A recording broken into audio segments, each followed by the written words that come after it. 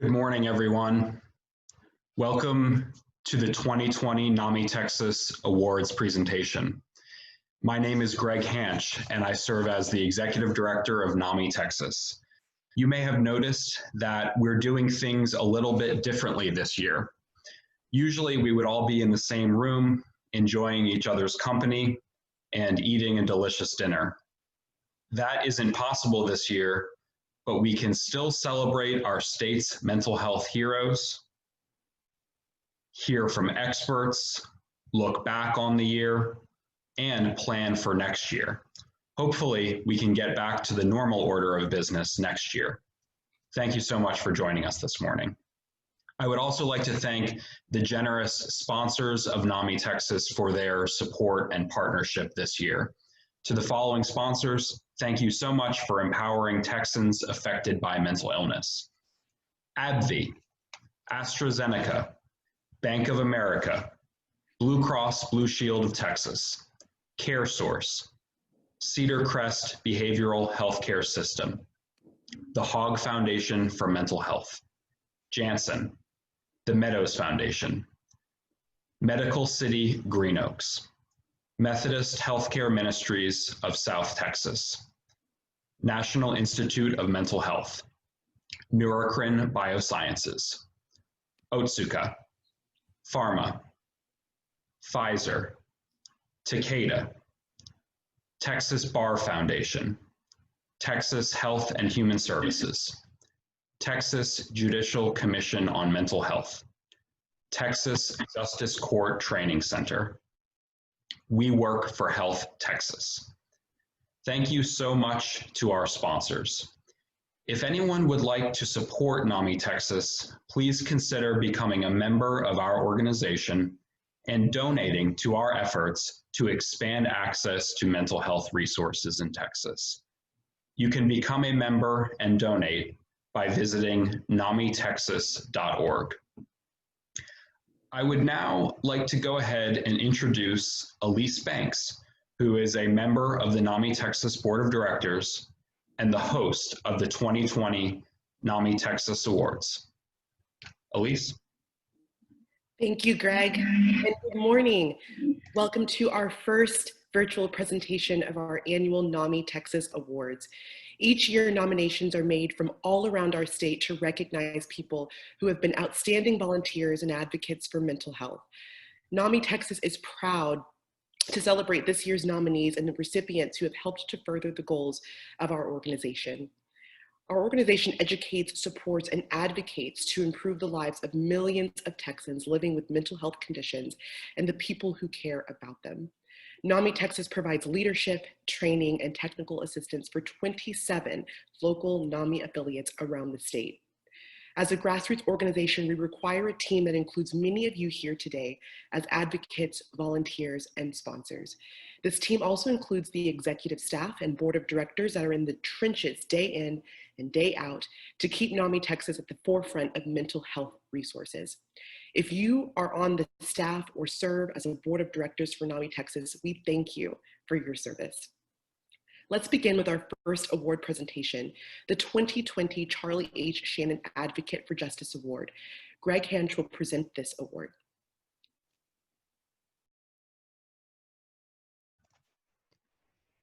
Thank you, Elise. The 2020 Charlie H. Shannon Advocate for Justice Award is presented to the Honorable Sharon Keller, presiding judge of the Texas Court of Criminal Appeals, and to the Honorable Nathan Hecht, Chief Justice of the Supreme Court of Texas. We are presenting this award to them for their visionary leadership in improving legislation, laws, and conditions of the mental health arena. They brought the two highest courts in the state of Texas together to create the Judicial Commission on Mental Health. They have worked tirelessly to promote collaboration of leaders in public health, community education, and community care to improve outcomes for individuals, families, and communities impacted by the intersection of mental health and the justice system. Their efforts have resulted in the production and distribution of valuable judicial reference documents as well as legislative proposals related to mental health issues. Presiding Judge Keller chairs the Texas Indigent Defense Commission, which provides training and funding for future mental health public defenders.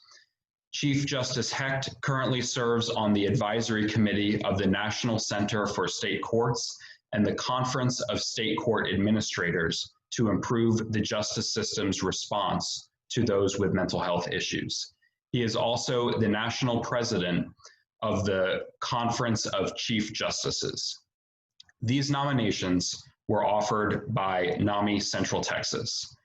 I'd now like to invite Presiding Judge Keller to say a few remarks if she'd like to.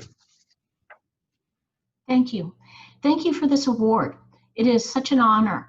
I've been involved in mental health issues in the criminal justice system for a long time, and I've seen a lot of good work, and I've worked with groups like the Council of State Governments Justice Center and the Texas Indigent Defense Commission that have devoted themselves to addressing what often seem to be intractable problems, and we've made progress. So I'm very happy for our court to be a part of JCMH. But what I really want to do is acknowledge and thank the people who have been involved in the nuts and bolts of this program. Christy Taylor, of course, who has led the commission since its inception, but also Judge Barbara Hervey, Justice Bill Boyce, Justice Jane Bland. These are the people who have spent countless hours working to make JCMH a success. They have truly taken on the cause, and I thank them for their part in this great undertaking. I thank NAMI Texas for all the work that you do, and I congratulate you on your successes. Thank you. Thank you so much, Presiding Judge Keller, for your leadership. Now we'd like to invite Chief Justice Hecht to say a few remarks if he'd like.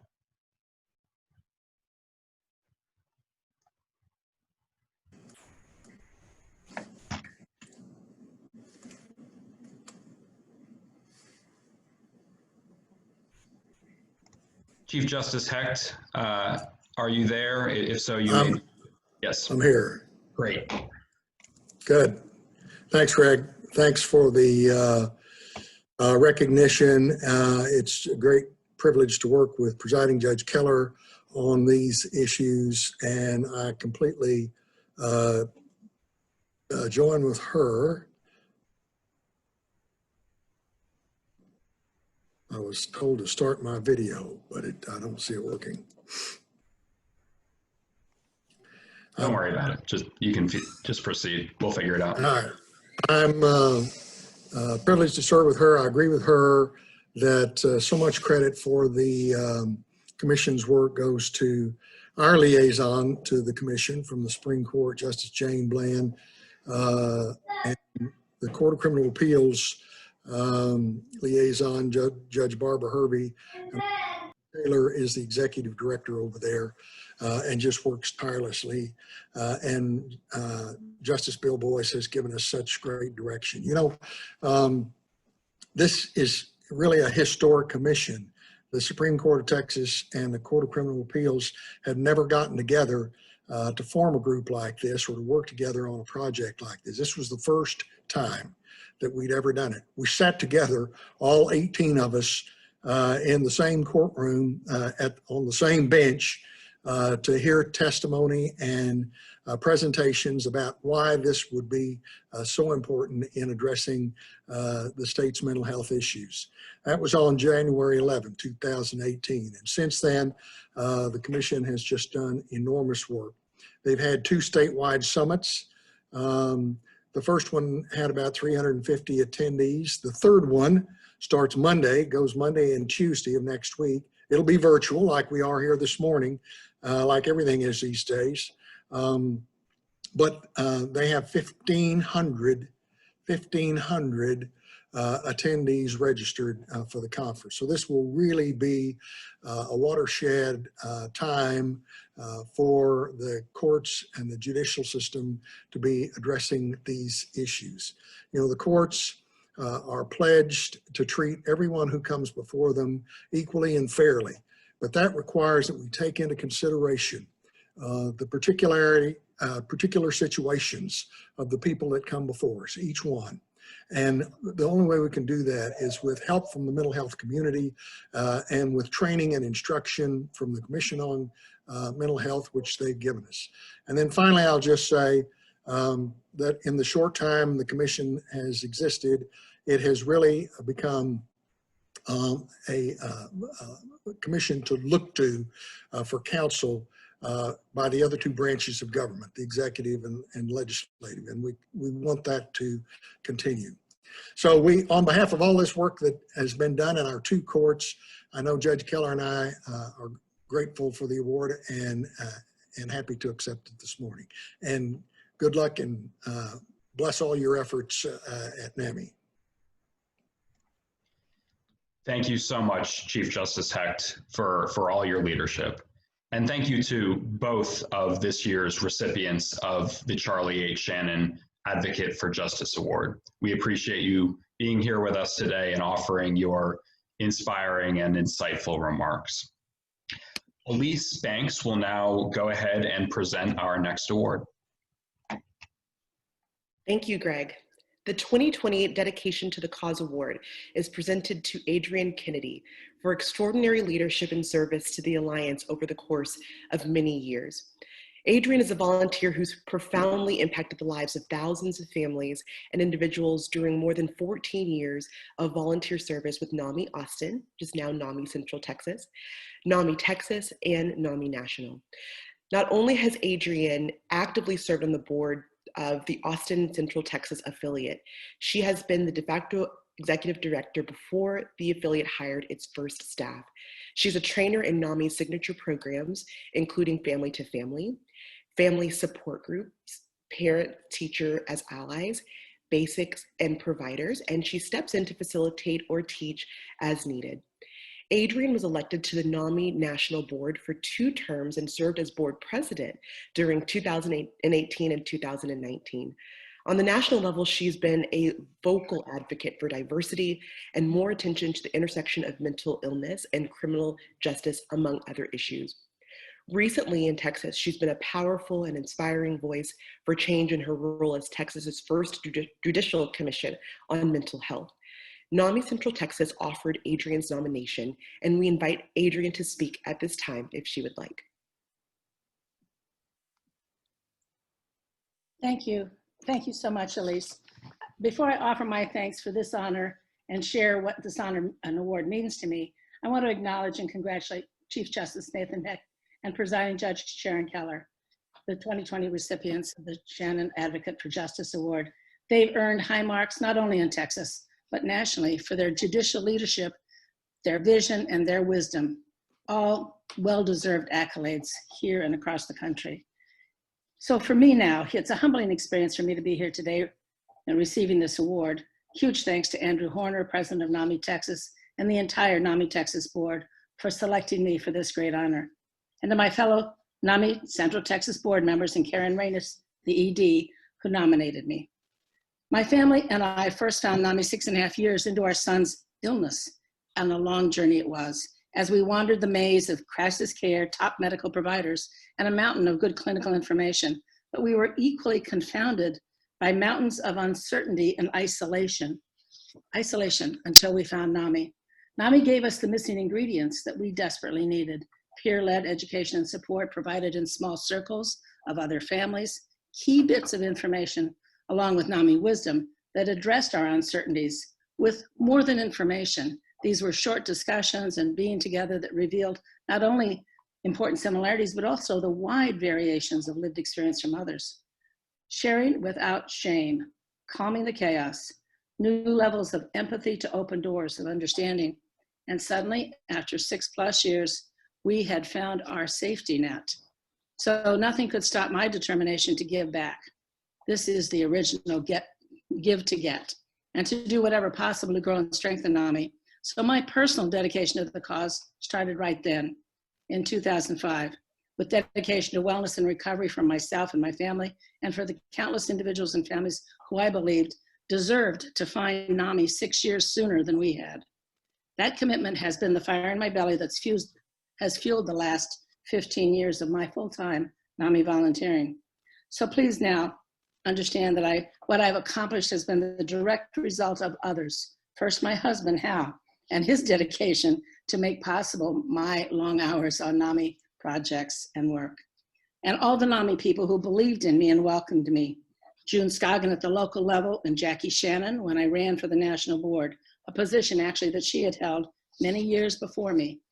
And for those who mentored and guided me along the way, Patty Haynes, Norma Bangs, Ed and Jackie Dickey, Joyce Berlin, and Terry Brister, as well as each person I've ever had with me in trainings or classes or support groups. I'm honored and humbled by this Dedication to the Cause Award more than anything because this award is the heart of how NAMI works. Every person I've met through NAMI has been an integral part of my dedication to the cause to find meaning, purpose, and resilience in the midst of great challenges. Thanks so very much to Andrew Horner and again to the NAMI Texas Board for this award. I am deeply honored. Thank you. Thank you, Adrienne, for all that you do, and congratulations. For the next award is the 2020 Mental Health Professional of the Year, which is presented to Dr. Sushma Sharma, Director of Community, Public, and Population Health for the Dallas-Fort Worth Hospital Council Foundation. She goes above and beyond to ensure excellent treatment, promote recovery, reduce stigma, and show compassion. Dr. Sharma also manages the North Texas Community Health Collaborative, which has more than 40 organizations participating. These 10 area health systems with more than 90 hospitals covering 6 counties and area universities and community organizations such as NAMI North Texas. Dr. Sharma has guided the 10,000 Lives initiative to provide mental health first aid training to 10,000 people and has been instrumental in procuring funding for education, data collection, and program development to benefit mental health in North Texas communities. One new program is Recovery 101, and it will be offered in rural communities. Dr. Sharma oversees the Collaborative's Behavioral Health Initiative, which is committed to address disparities associated with mental health and substance abuse misuse. Sherry Cusimano of NAMI North Texas nominated Dr. Sharma for this award, and we invite Dr. Sharma to speak if she would like.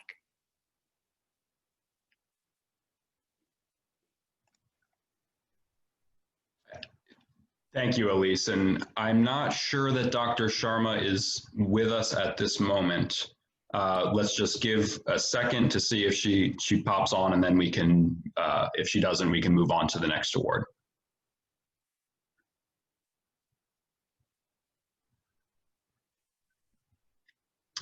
Okay, I don't hear her, so let's go ahead and move forward with the next award. Thanks, Elise. Absolutely. Dr. Sharma, I saw that you just responded to the chat. I'll give you just a minute more if you'd like to. Okay. We can hear you. Please proceed. Oh, thank you, Greg. I am honored. Thank you so much, NAMI Texas. I truly appreciate this acknowledgement. This means a lot to me personally, as well as our unique collaborative of North Texas Community Health Collaborative, which has 40 plus organizations participating in this collaborative work in North Texas region, 16 counties.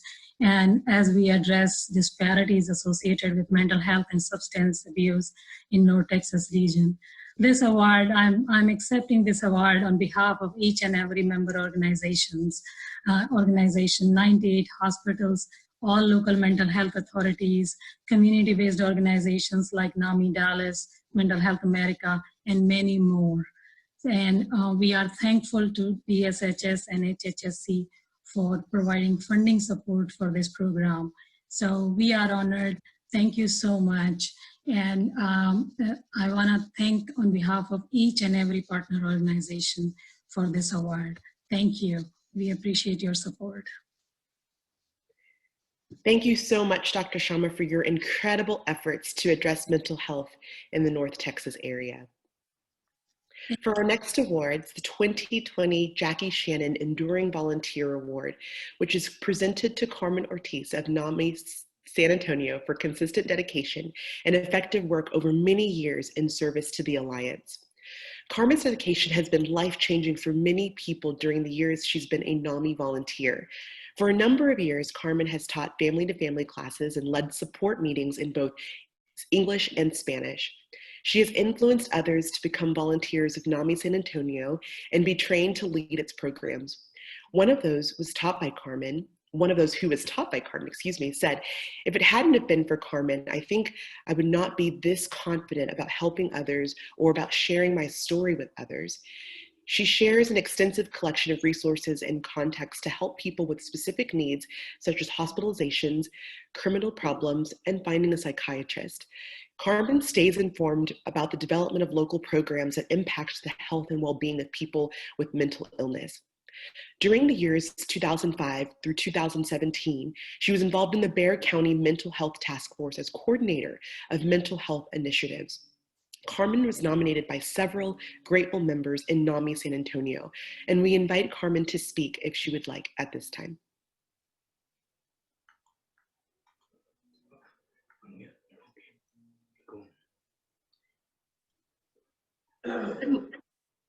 I'm here. Good morning, my dear NAMI friends. I am Ms. Jackie Shannon Enduring Volunteer Award. I can't tell you how humbled I am to be among those recipients who have received this award before me. This award would not have been possible without the appreciation bestowed on me by the St. Bridget Family Support Group, who submitted my name for the award, and of course for the support of my dear husband, Pete. I can recall a favorite of my dad's sayings, which said, "Dime con quién andas y te diré quién eres." It's pretty much translates to tell me who you are, who your friends are, and I'll tell you who you are. I attribute who I am to my many wonderful people who have crossed my path in life.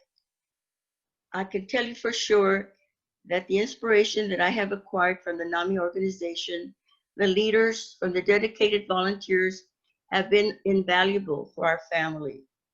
We discovered NAMI San Antonio 20 years ago when my husband Pete and I were searching for answers to help our son, oldest son, who was diagnosed with bipolar. We became very involved in the beginning stages of its growth that has now mushroomed into an excellent organization. I have worn many hats with NAMI, and I am delighted to have been a part of many programs and events. At this age, I have so slowed down, yet what remains key to me as a mental illness advocate is education and advocacy. They come first if they come from the heart. I am grateful to the St. Bridget's pastor and staff for being open to a presentation on mental illness and allowing me to use their classrooms to hold NAMI programs and start a faith-based family support group.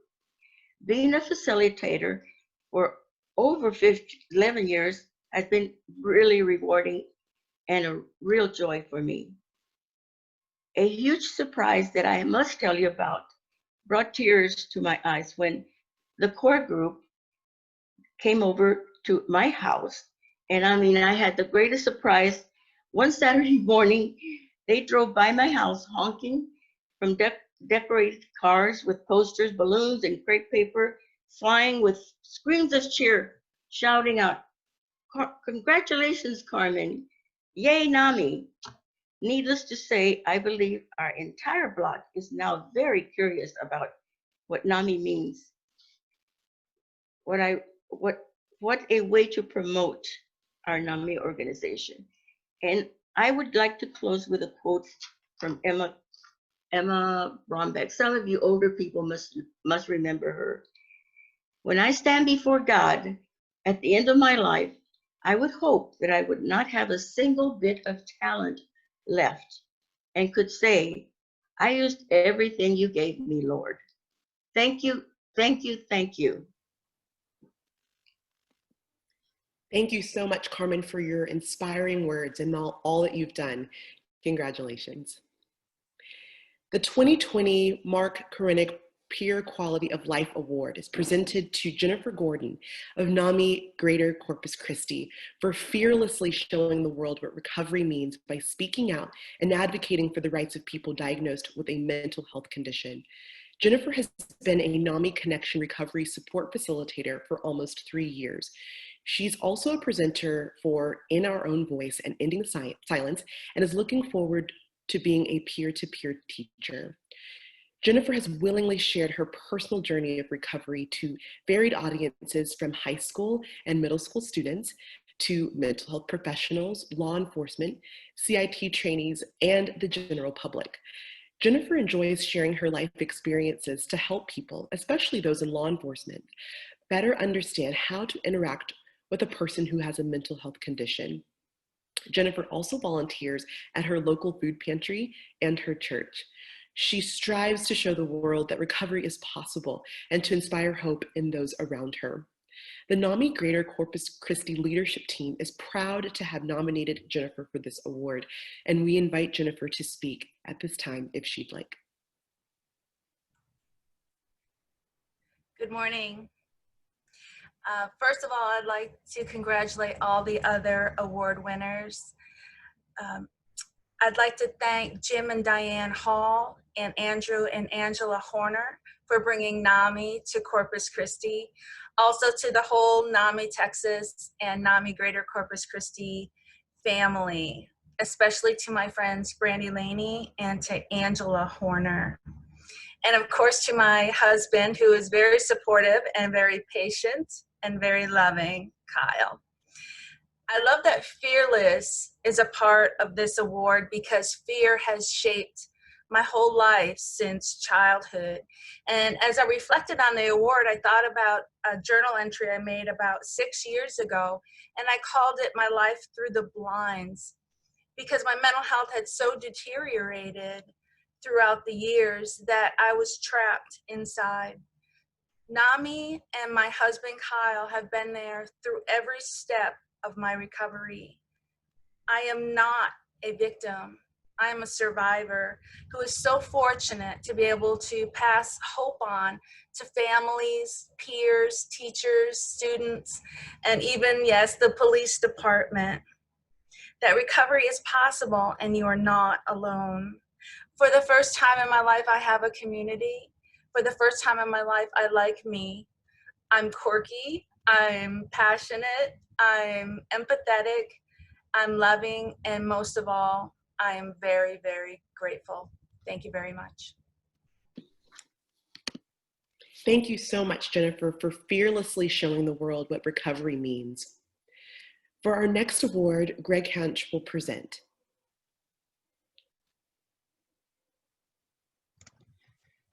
The 2020 Betty Fullenwider Media Award is presented to KXAN in Austin for accurately covering stories on mental health, reporting the injustices those with mental illnesses face, and sharing the successes in the mental health field. KXAN's extensive efforts brought to light the struggle experienced by hundreds of Texans in attempting to access competency restoration services.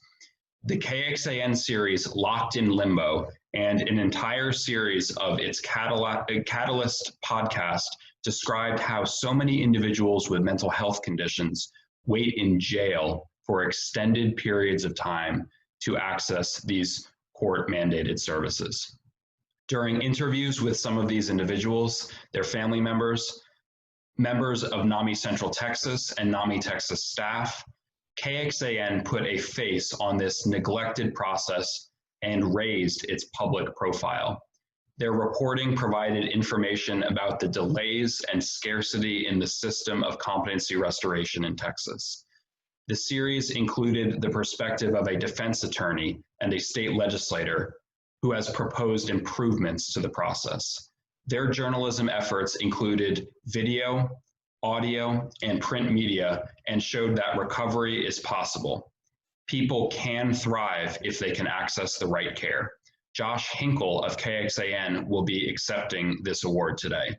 This nomination was offered by me, the Executive Director of NAMI Texas and a member of NAMI Central Texas.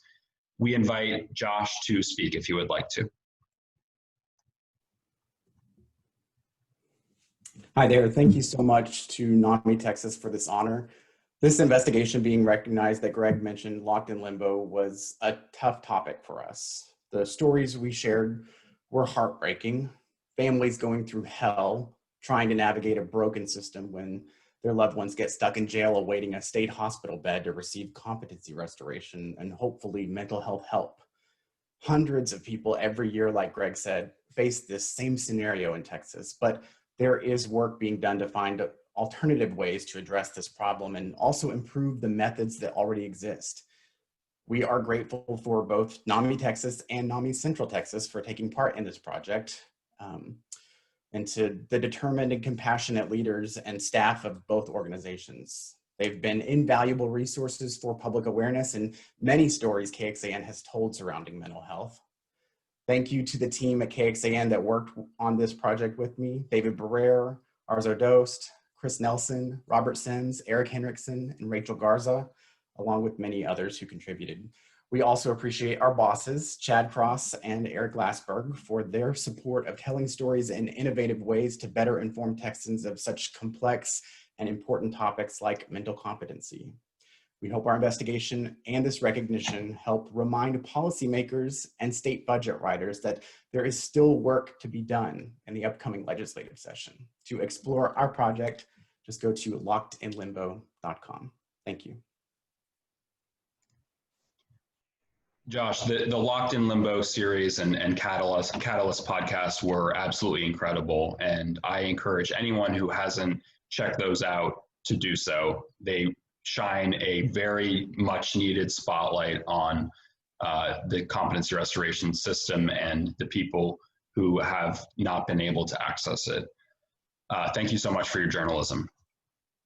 Elise will present the next award. Thank you, Greg. The 2020 Volunteer of the Year Award is presented to the lovely Angela Horner for selflessly giving time to support NAMI Texas and her local affiliates' activities. Angela worked tirelessly to grow NAMI Greater Corpus Christi into a successful affiliate. She started 5 years ago by teaching NAMI classes, became the affiliate's education director, and eventually the designated affiliate leader and program director. As a state trainer for NAMI Connection, Angela has trained new connection facilitators in the Rio Grande Valley, Laredo, Corpus Christi, and San Antonio. She is also the affiliate lead for crisis intervention training for Corpus Christi Police Department and has assisted the Laredo Police Department with her CIT classes. She persuaded the Corpus Christi mayor and city council to proclaim May as Mental Health Awareness Month 3 years in a row.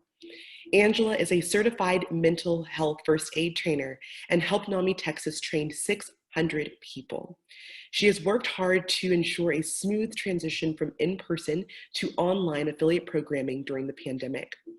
Angela has given countless presentations in Corpus Christi and surrounding communities to bring awareness to the impact of mental health on our state. Mary Ramirez of NAMI Greater Corpus Christi offered Angela's nomination for this award, and we invite Angela to speak at this time. Thank you, Elise. I'm both humbled and honored to accept this award today. So the dictionary defines a volunteer as someone who contributes their time, effort, and talent to meet a need without being paid to do it. But for me, being a volunteer is so much more than that. It is my passion. I've found purpose for my days. Some of the most amazing people that I've ever met are through my volunteer work with NAMI. And I don't know, I believe that's why I'm here, and it's really cool. I'd like to thank a few people. First of all, I want to thank my brother, Danny, who is the one who introduced me to NAMI back in 2014 when he himself was in crisis. And I'd also like to thank Verna Lister with NAMI San Antonio, who encouraged me to become a teacher for Family to Family. That's where my volunteer work began. She encouraged me to do it, and Ed and Jackie Dickey were the teachers who taught me how to teach the Family to Family. And from then I moved to Corpus Christi, where I met Jim and Diane Hall. I can't even say enough to thank them. They're the ones who showed me what volunteering is all about, showed me how to be a good NAMI volunteer, and they're more like family, you know. They believed in me when I didn't think I could do it. They encouraged me every step of the way. I'd also like to thank my mom and dad for showing me, teaching me what it's like to be a volunteer by modeling. You know, when I was a child, they were both volunteers in our community. Of course, I'd like to thank my husband, Andrew. Without him, I couldn't do any of this. He shows me unconditional love every day. He's my biggest cheerleader, my rock. He believes in me when I, you know, feel like I did everything wrong. He encourages me to just keep trying, and shows me unconditional love and support. I'm sure I'm leaving out some people, but I want to end this by saying that I'm dedicating this award to all the volunteers at NAMI Greater Corpus Christi, as well as the members, who without you guys, I couldn't do what I do each and every day. And you guys are family. I couldn't imagine life without you or NAMI. So thank you very much.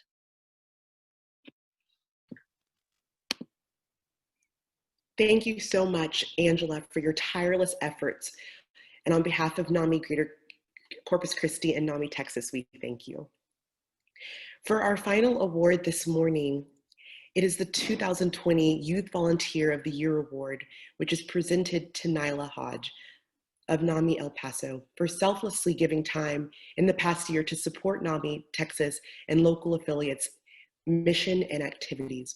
Nyla supported the expansion of NAMI El Paso's online presence during the months after the onset of the pandemic. As a high school communication intern, she spearheaded the expansion of messaging for the affiliate's youth audiences. During her summer internship, she conducted a mental health interview with former Congressman Beto O'Rourke that achieved the highest views of NAMI El Paso's summer communication campaign on Instagram.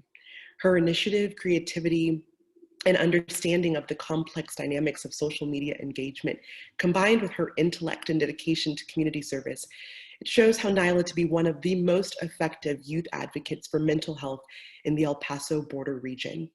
NAMI El Paso offered Nyla's nomination for this award, and we invite Nyla to speak at this time. Hi everyone, my name is Nyla Hodge, and I'm honored to have been named the NAMI Texas Youth Volunteer of the Year. I decided to start working with NAMI because I know from personal experience from both myself and people I love and care about what it's like to battle with mental health conditions.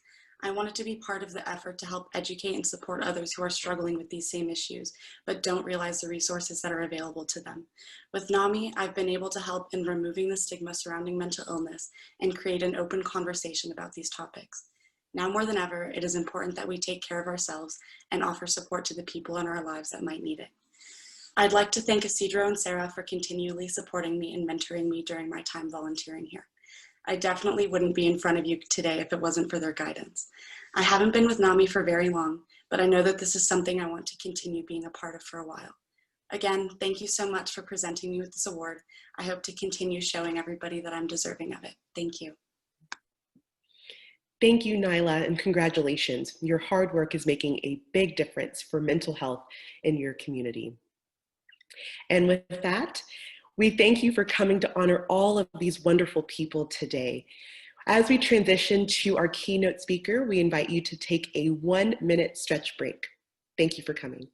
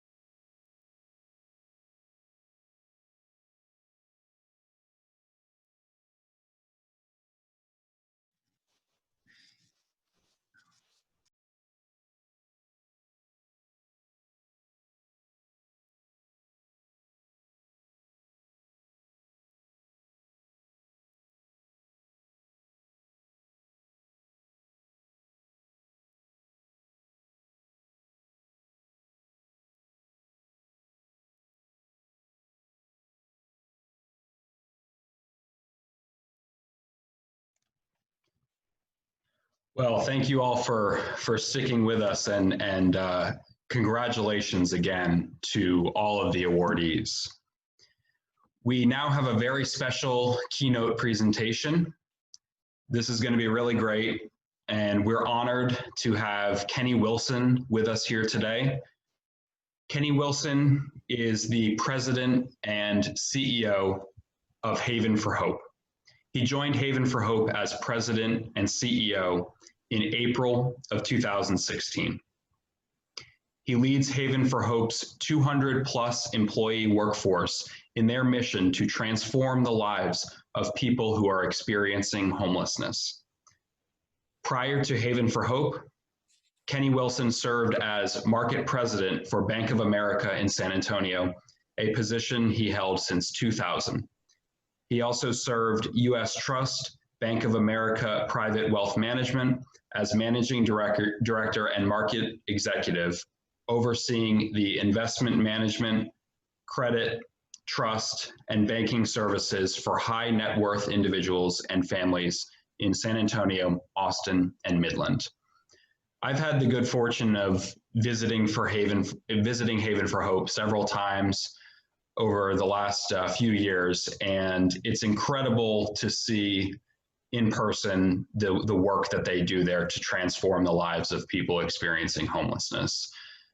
I think Haven for Hope provides a model that other jurisdictions can learn from. They get visitors from all over the world, and it's an issue that they address around homelessness that is something that is also a very important priority for NAMI Texas, and something that we strive to address in the work that we do. So we wanted to invite Mr. Wilson here to share his insights, and I think it'll be particularly interesting to hear how Haven for Hope has adapted during the global COVID-19 pandemic. With that, I'd like to invite Kenny Wilson to come off mute with his video on and share his special keynote presentation with us. Thank you, Kenny, for being here. Greg, thank you. Can you hear me okay? Yes, we can.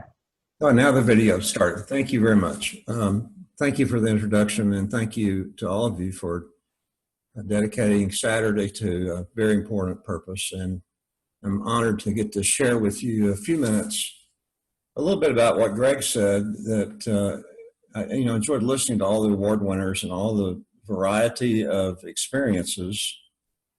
And Haven for Hope is just one more way of dealing with homelessness, with mental health, and so many other issues. It is one way to do it.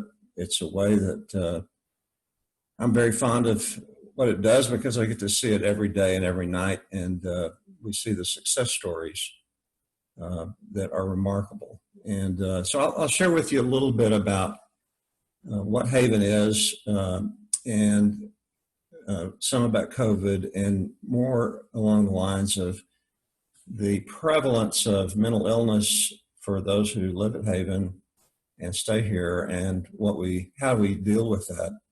And I hope it's pertinent to what you do. As I said, it's one more way to do it. As Greg said in the introduction, I've been here a little over 4.5 years now, and long career with Bank of America. Glad to see the Bank of America Charitable Foundation supporting NAMI as a sponsor today. And even after 4.5 years, just recently, someone once again, this has happened many times, they first say, why did you make that change? And then they say, what has surprised you about being at Haven for Hope? And I say, two things have surprised me. One, it's bigger and more complicated than I could have ever imagined. Not Haven itself, that too, Haven itself, but the entire issue of homelessness is complicated and prevalent and growing, and of great concern for cities and great concern for those affected by homelessness as well. It's a big problem. I think it's a growing one, and we've got to figure out some ways to approach it. Haven is one way to do it. The second thing I say that has surprised me even more is the high degree of mental illness of those who are homeless. And just recently I had right before COVID, I had lunch with one of our top elected officials, and he said, Kenny, I'm really glad you're there, glad you're doing what you're doing, but what we've got to focus on in our community is mental health. And I said, listen to me. I said, every person, we had at the time 1,700 residents. I said, every single person has some level of mental health challenge. We have all the diagnosable illnesses, and then we have PTSD and trauma and all those. And I said to this person, think of yourself, if you lost your home, suddenly became homeless, didn't have a place to go, didn't have family and friends to be a backstop for you, think how traumatic that would be. And he said, well, you're right. And I said, every person at Haven has experienced homelessness and trauma that you and I have not experienced. So we deal with a large audience of those with mental health issues. And mental health will be sort of the focus of what I'm going to say for the next few minutes. Josh from KXAN said it well. It's a tough topic, and it's tough every day. And we have learned a lot about what to do and not to do. And again, I'm going to just share one more way, just a little bit about Haven to kind of level set and give you an overview. When I left the bank 4.5 years ago, somebody said, you're going to work at a homeless shelter?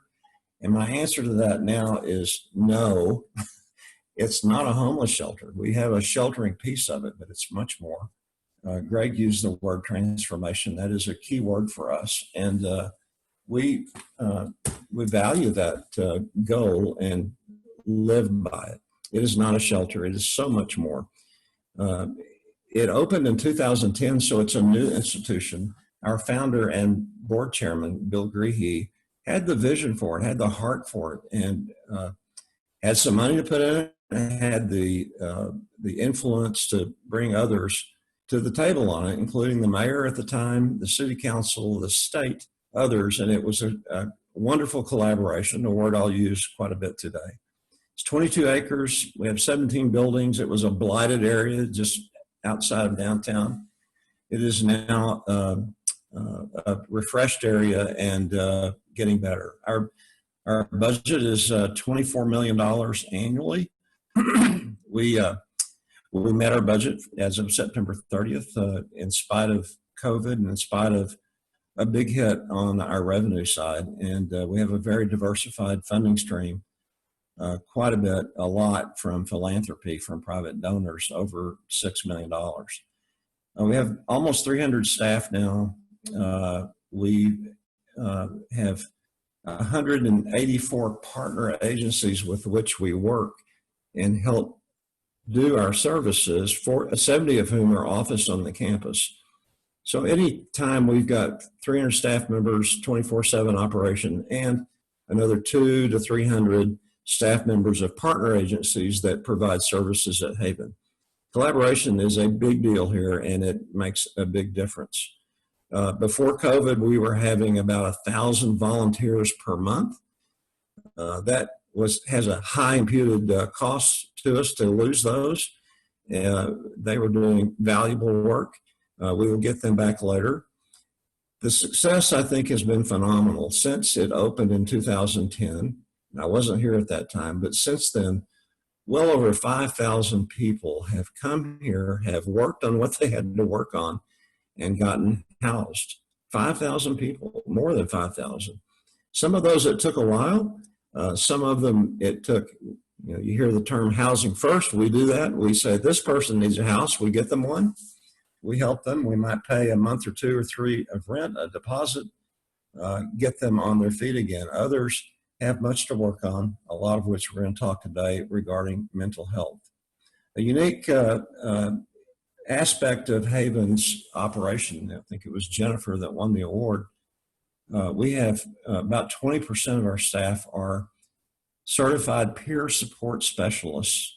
These are people that have a life experience of their own, such as mental illness, incarceration, addiction, other traumatic events that, and it's a magical relationship that they can form with those we serve. I can walk up to someone here, which I often do, a resident, and they'll say, you don't know what I'm going through. And I don't. I have not experienced what anyone here is going through. I'm lucky. But these peer support specialists and other employees who are not certified but have that experience, they can say, I do know what you're going through. Let me tell you what I went through and how you can do it. And it's a trust relationship that forms that, as I said, is just magic. It's one of my favorite things here. We have a leadership team of people that is the best aggregate team of competent, diverse thinking leaders I've ever worked with. And they've been invaluable through this COVID experience. And I'll talk some about that in a minute. Greg mentioned he's been here, and thank you, Greg. And he's right, before COVID, we did tours every single day. And it could be a family, it could be 300 people from a corporation. And every time we would conclude a tour, we would ask, what jumped out at you? What we wanted the feedback, and what stuck out at you? What do you remember? And they would say things like, the campus is so clean. These are people mostly from other cities who are worried about homeless services in their community. They say everything is so clean. I say it takes a lot of money and a lot of effort, a lot of management to make that happen. It's difficult when you've got hundreds and hundreds of people in a space, and it's hard to keep it clean. Others say, I felt like I'm on a college campus, not a homeless shelter. I said, it's not a shelter. We appreciate the campus kind of analogy because we want there to be a sense of community, a sense of quality, that I'm safe here, I belong here. And the other one that I can tell you more about, my favorite, and it happens every time. Someone in the group says, I peered into a conversation between a staff member and a resident that was clearly mentally ill. And I saw such dignity and respect and compassion from that staff member. And I don't see that where I live. I say, thank you. We're proud of that. And I'm going to talk about that in just a moment. Let me talk about COVID just for a couple of minutes, because all of you are thinking about it. We work on it every single day since February. The leadership team I told you about for the first couple of months gathered in this little office I'm in, and we said in over 15-hour days, what do we do now? We sought help from the health department, from others, and they didn't know either. This was new. There's no playbook for this, and so we recognized we were sort of on our own, with great help from advisors we could consult with, ask questions. What do you think of this? And they give us their best advice. Medical people, hospital CEOs, chief medical officers of hospitals, the health department, and others. But we began in February saying, what is this? What do we do about it? And as it ramped up in other places, we got very rigorous. In February, I asked one of our leaders, I don't know where this is going, but I want you to develop a timeline that we can keep kind of for historical purposes, but refer back to it so we don't do things twice, or we can say we did that. I have a copy of it here. It's more than we imagine. It's this is the beginning of it at the top, and it just goes on and on and on. And it's been a task. It's been a fearful task. This is serious stuff. We are trying to protect all these residents and protect ourselves and our own families. And we, as I said, had no playbook, but we went to work, and daily we redesigned our business. We kind of, you hear words like pivot and reformat. We did all that. And it was all about safety. We got very rigorous about wearing face masks, all the things you know, the face mask distancing, et cetera. And we had no single case until mid to late June.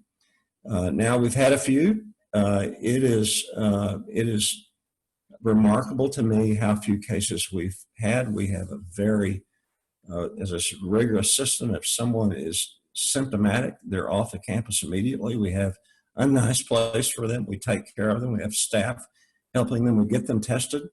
If they test positive, the city has a hotel for them. And if they're negative, they're welcome to recuperate in their room in the dorm or wherever. That has worked very well. Right now, today, we have 0 cases, 0 positive tests from residents. We have 2 cases positive from employees. One is an employee of a partner agency. One is a contractor that we hired. Neither of whom are very sick. We're grateful for that. But early on, the social distancing, which a term we'd never heard, became apparent. It was a difficult one for us. I called the mayor one night, and who is a friend, and I consider him a friend. I think he would say the same. I said, I need to talk to you in the morning. And three of us went to see the mayor and the city manager, and they had a bunch of staff people there, and they didn't know why we were coming. I said, every night on television, you tell us to socially distance. We can't. We have too many people packed in at Haven, and we were full at the time. And he said, what do you want us to do? I said, I want you to lease a hotel. You pay for it. However you get the funding, that's fine with me, but you pay for it. We will operate. We'll staff it. We'll operate it. We'll pay the overhead. But it will enable us to move people from Haven to the hotel to spread out, to get the social distancing accomplished. And the mayor, who is a very smart guy and very policy-oriented and detail-oriented, said, sounds like a no-brainer. And from that point, another hour of discussing it, we went forward with it. And within 15 minutes, we were negotiating with a hotel. That was on Monday afternoon, and we started moving in on Friday. We elected to move the most vulnerable individuals who were residing at Haven, those with severe mental illness and or severe physical illness, elderly, and it has been a roaring success. It has been a great instructional tool to show us what all of you know, that when you're close to people, when you're face to face with them, when you form a relationship, you get deeper into what their needs are. And we have solved needs. We've gotten people housed from the courtyard. We've gotten people into assisted living that didn't need to be in a homeless service location. They needed to be in assisted living. Dozens and dozens and dozens. We've gotten psychiatrist appointments in one day because they were so severe. And we take them there. We follow them. We pick up their prescription, and we provide it to them. The hotel has been a wonderful, wonderful experiment that we did for one purpose, which is important: social distancing, spread out people at the main campus. But the benefits to the individuals, and I've already begun to drop hints daily to funders and to legislators, and last week to the head of a state agency, that there's going to be hotels in the market. This is a way for us to take care of the most vulnerable who are homeless. And so we're working on that. It's been a great experiment. I said to you a moment ago that the number two thing that has surprised me, besides being complicated, is the high incidence of mental illness of those that are homeless. It is a big issue, and we are deep in helping those who are mentally ill. We are very rigorous about, I keep using that word rigorous, about person-centered care, meaning we want to know this person. We want every person, not just a group of people. For years, we have, I think, perfected the art of trauma-informed care. Nearly every time, every instance, every life, we can find out not what's wrong with someone, but what happened to them. What happened along the way? A lot of child abuse. some of which they remember, some they don't.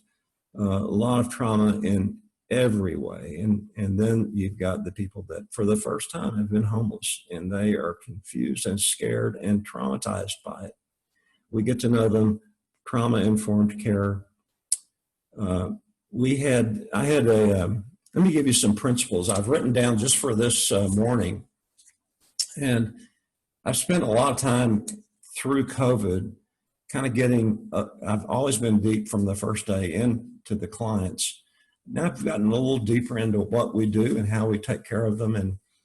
And so I have just done a lot of observation and interviewing of our staff and walking beside them as they deal with residents here and watching the incredible ability they have to understand with whom they are communicating, what is going on, how to communicate. I marvel at their abilities and their finesse and their just big heart.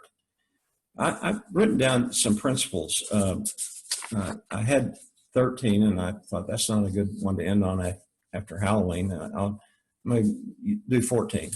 And if we get that far, and maybe you can relate to all these, and it looks like you can ask questions and probably yell at me in disagreement through the system here. But some of these you'll say, well, everybody knows that. I know that. Not everyone does it. We try to do it in every case here. The first one is we notice, we pay attention. What's going on with the person? The second, and these are in no certain order, we seek and get medical care and mental health care for individuals. We pay for it. We help them get their medicines. We transport them to appointments, quote, whatever it takes, close quote. Third, a big part of what we do is getting people housed. I mentioned thousands and thousands of people have been housed. We've housed hundreds during COVID, and we just kept doing our work. Let me be clear about COVID. We didn't stop doing anything. We haven't had one employee say, I'm scared, I don't want to be around all these people. I want to, not one person. Everyone shows up to work every day. And I'm so thankful to get to go to work and not work remotely, because I'm not very good at that. Housing the mentally ill is hard. One person told me, he said, we work closely with landlords. We build relationships with those landlords. And then especially when someone we want to help get housed, they've got those issues in their past, a felony record, they're a registered sex offender. It just begins to limit greatly the possibility for housing. They work closely with the landlords. Number 4 is no labeling. We don't label. And I've had so many staff members just get in my face about that. I guess I was doing it. In fact, when I first came here, I went to see a former client. And some of you would recognize his name.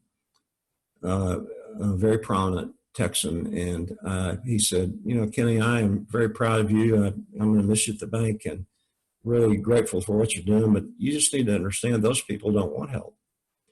I nearly fell over, and I thought, those people, and I mentioned no labeling, those people, and I thought to myself at the time, please forgive me for people I have labeled and called those people. And I said to him, sir, I appreciate your point of view, but I'm surrounded by hundreds and hundreds of people who say to me, thank you for the help.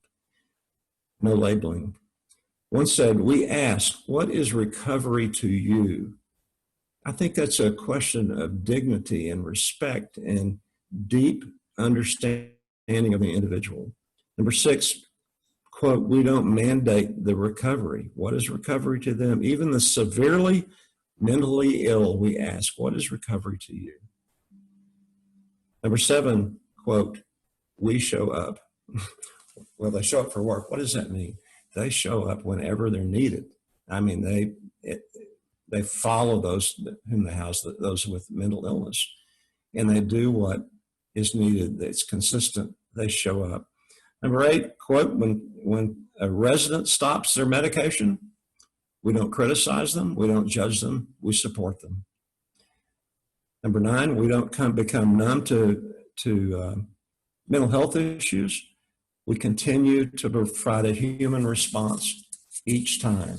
A human response is what those people were seeing, those visitors were seeing when they toured Haven and said, I watched someone speak to a very mentally ill person with dignity and respect. Number 10, quote, we don't do it all ourselves. We collaborate with mental health partners. I mentioned we have 184 agencies with whom we work. That we work daily with the mental health authority here. They're packed. You probably experienced that in your community. We sought out and formed a relationship with a for-profit psychiatry group. We pay them. They have bought into our mission. We can call them and our clients can see a psychiatrist that day, not 6 months, not 90 days, that day. And they're fabulous. Back to housing, number 11. I'm surprised all the time how patient and flexible landlords are when we take the time to explain the client's situation. And we know HIPAA, we are HIPAA bound and all that. But the dignity of advocating for a resident with a landlord so that they understand they're human. And what we often see is the landlord didn't see this coming, but they've now bought into our mission and understand greater what we do and actually come back to us soliciting tenants for their properties. Number 12, we don't treat everyone the same. I mentioned person-centered care because the person said, because those with mental illness are not the same as each other. Number 13, recovery is a process, not an event. Our people live by that. We don't expect them to come here and check 4 boxes and be healed and move on. We identify what does it take? What happened? What do they need to work on? And so people often ask me, what is the average stay? And I don't know enough about statistics to get the right answer, but the average length of stay is not about 5 or 6 months, but some stay a day and a half, some stay 2 years, and it's everything in between. And it is that person-centered care. It's a process, not an event. And then the last one that one told me just this week, she said, for as long as it takes, we will be in it with you. For as long as it takes. And I just record these stories of they've worked with a mentally ill person for 8 years, 9 years, 10 years, and they don't give up. They don't say, well, they check the boxes, they're done, etc. They keep going. Let me give you just some anecdotes of kind of a description of how that supports those principles that I just said. And I know some of the people on the call here, and you know those, but it's a good reminder. It was a good reminder to me, and we're going to use this more in our business. Number 1, a woman told me, this is a good description of Haven and what we want to achieve. She was moving out. We were helping her. Our staff had a move out kit, as we call it, furniture, everything someone needs to start a household, down to the soap and dish towels. She said to me, I said, tell me how's your experience been here? She said, I came here 8 months ago with no hope. I was at the end. And she said, mental illness is my issue. And I didn't have any hope. Now, after 8 months, I understand my mental illness like never before. I'm medicated properly and I understand how to do it. I've got people helping me. I got someone at Haven to help me understand how to apply for a job. I got a job. And now with Haven's help, I've got a place to live. I'm leaving here. I came here with no hope. I'm leaving here with more hope than I've ever had in my life. Bingo. That's what we want to do. It took 8 months for her. And will she relapse? Will she get scared? Yes. And you know who they call? They call us. I got an example of that. Another one similar told me, she said, everything I needed was here. Everything I needed for my children. She had an infant. She'd been abused. She said, everything I needed was here. Diapers and formula and food and medical care. And the best thing that was here was love. I thought, well, I can work here a little longer. I have trouble telling these stories. This week, something happened. We housed some time back a person with severe mental illness. And the person was living independently. Our supportive housing team followed him from 1 to 2 times a week. They were in touch. He was assaulted sexually, physically by his girlfriend. He called the police. The police didn't understand him. They didn't take him seriously and just kind of left. Not their fault. They didn't understand.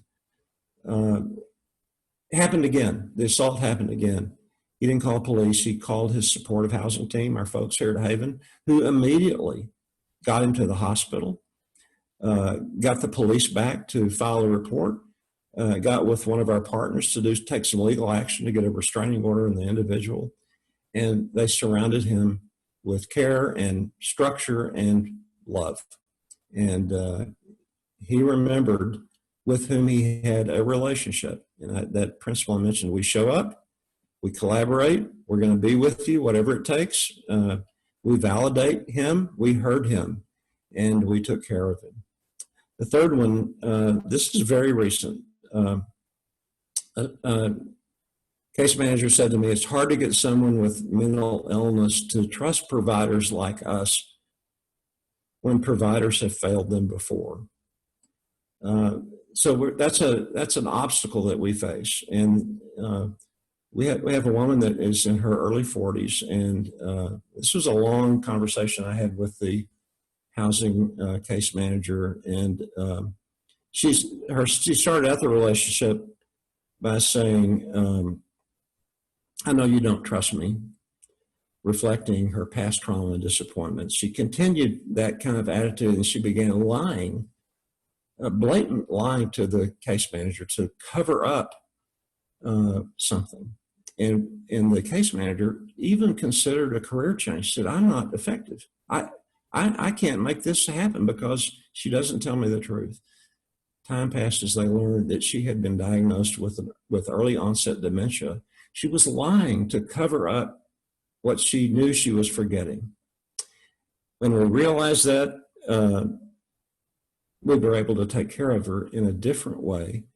And the case manager just a few days ago got a letter from that individual, and she said, quote from the letter, because of the way you never give up on me, I was able to become independent. And now I avoid relationships with bad men who have hurt me in the past. Bingo. Sometimes our folks get, I think, the ultimate compliment. They're in the hospital, they're scared. And this is sad, but gratifying. They say to their case manager, to their housing worker, to their residential supervisor, can I place you as my next of kin on this piece of paper? A very nice compliment, but a sad one too, but we are there to do what they want.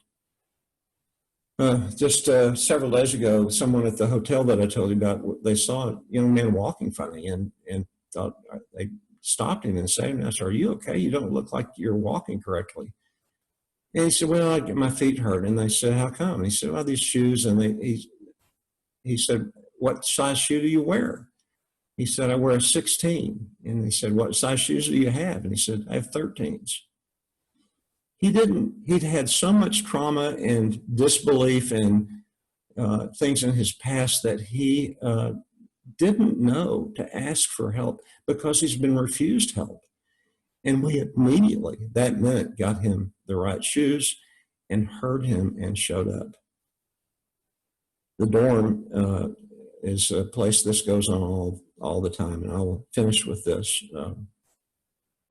One of the dorm staff members, I mean an hourly worker, not a social worker, not a psychologist, overheard or read in the documentation that one of the individuals had a birthday coming up, and she saw him and said, I saw that your birthday is next Thursday. He said, yeah. And she didn't say anything else. And she, on her own, with her own money, went and got a big cake, covered it with candles, 47 candles. She's 47 years old. Got all the people on the floor of the dorm to come to a party and presented him with this cake. And they clapped and sang, and he looked at the cake and he said, this is the first birthday party I've ever had in my life. We show up, we hear, we respond to those with mental illness. We know what they are. And that's a little bit of introduction to Haven. I want to thank you for what you do. You're here dedicating Saturday because you show up, you care, you understand, you form relationships, you practice your specialty, you treat people with dignity, you're concerned about the process. You want it to be a process and not just a check the box exercise. You show up, and thank you for listening. Greg? Thank you, Kenny. That was a wonderful overview of what Haven for Hope does. And, you know, I think it's just really great to hear the principles that Haven, it's really great to hear the principles that Haven for Hope stands for. And, you know, particularly I like to hear the stories of people whose lives have been impacted. I mean, those are things that really resonate. And when we're making our case for more investment in mental health services or that more attention be paid to the cause of mental health, we find that like stories like the ones that you shared make the most impact in the advocacy work that we do. So I want to thank you for bringing to light, you know, these individual stories of people whose lives have been genuinely improved and even in some cases transformed by what Haven for Hope does. Thank you. Yeah, thank you. We have time for maybe a question or two. There have been some questions entered into the Q&A box. One person asked, how does Haven for Hope address job opportunities for your residents? Thanks for asking. It's a big deal here. We've got a staff of 10 people who do that. We don't have job training, but we call it financial sustainability and job readiness. And every day we get someone a job. And how do we do that? We know where the jobs are. We build relationships with those who hire. And we build the relationship. That team builds a relationship with the individuals, understands their background, often their mental illness, can help them figure out what they want to do, help them apply for a job, practice interviewing, and help them get the job. That's great to hear. And you know, as mental health advocates, we know that unemployment among people with serious mental illness is unacceptably high. The rates of unemployment are unacceptably high. So it's great to hear that Haven for Hope has, you know, dedicated staff towards addressing that issue for people who have, you know, serious mental illness and who are chronically homeless. Thank you for sharing that with us. Another person asked, do you foresee the Haven for Hope model being used to build facilities or campuses in other cities, or even Haven for Hope expanding to other cities and states? Has that been done? Have other jurisdictions adopted the model, to your knowledge? We've had many. As I said, we've had delegations from cities, mayors, council members. One prominent city brought 3 delegations here. Another brought 10. All we do is show them what we do. We don't. Some have asked us to consult with them. I said, we don't have time. We're too busy, but we're happy to answer any questions. And so there's a group out of San Francisco that's working to replicate the model. Las Vegas has a start on it, and there are a couple of others that are working on it in terms of what we want. This is about San Antonio. We don't have any thought of going to another city. We have often almost daily communication with people in other city about how can we do this in our city. Yeah, and one of the things that really stands out about Haven for Hope to me is its location, how central it is in the city of San Antonio, and of course when designing programs like this, you know, one of the biggest considerations is going to be where do we put it, and that San Antonio was able to identify that land and make this program available there is something that's really special. I think a lot of other cities might struggle with that. They might be able to put something on the outskirts, but not so centrally located. The last question that we have time for is about eligibility for acceptance into Haven for Hope. Or are there eligibility requirements such as, do they have to be a resident of San Antonio or a resident of Texas? Or is it just along the lines of if a person is chronically homeless, they're eligible? We have a, I don't call it a rule, we don't have a lot of rules, but our purpose is to accept people who have lived in San Antonio for 9 months or Bexar County, and that could be cumulatively over their lifetime. And the reason for that is that happened in the beginning and it's still the case today. That keeps any organization or someone from another city busing people in. That has happened. We care about the individuals on that bus, but we are here for those in San Antonio, and then you can get into all kinds of discussion that we don't have time for about addiction and so forth that we can talk about another time. The next time you come after COVID, Greg. Count me in. I'll be down there as soon as I can. Someone just put a message in the chat box just saying, Mr. Wilson, so glad that you found this calling. And I think I can speak for everyone saying we're really glad that you have joined Haven for Hope and you spent the last 4 years there leading, this world-renowned program that so many have learned from and so many have been inspired by. So thank you for your leadership and thank you for joining us this morning. Thank you for those comments. Thank you. Absolutely. Folks, we are going to move on to the next component of our morning today. We have an annual business meeting coming up. We're going to take a 1-minute break.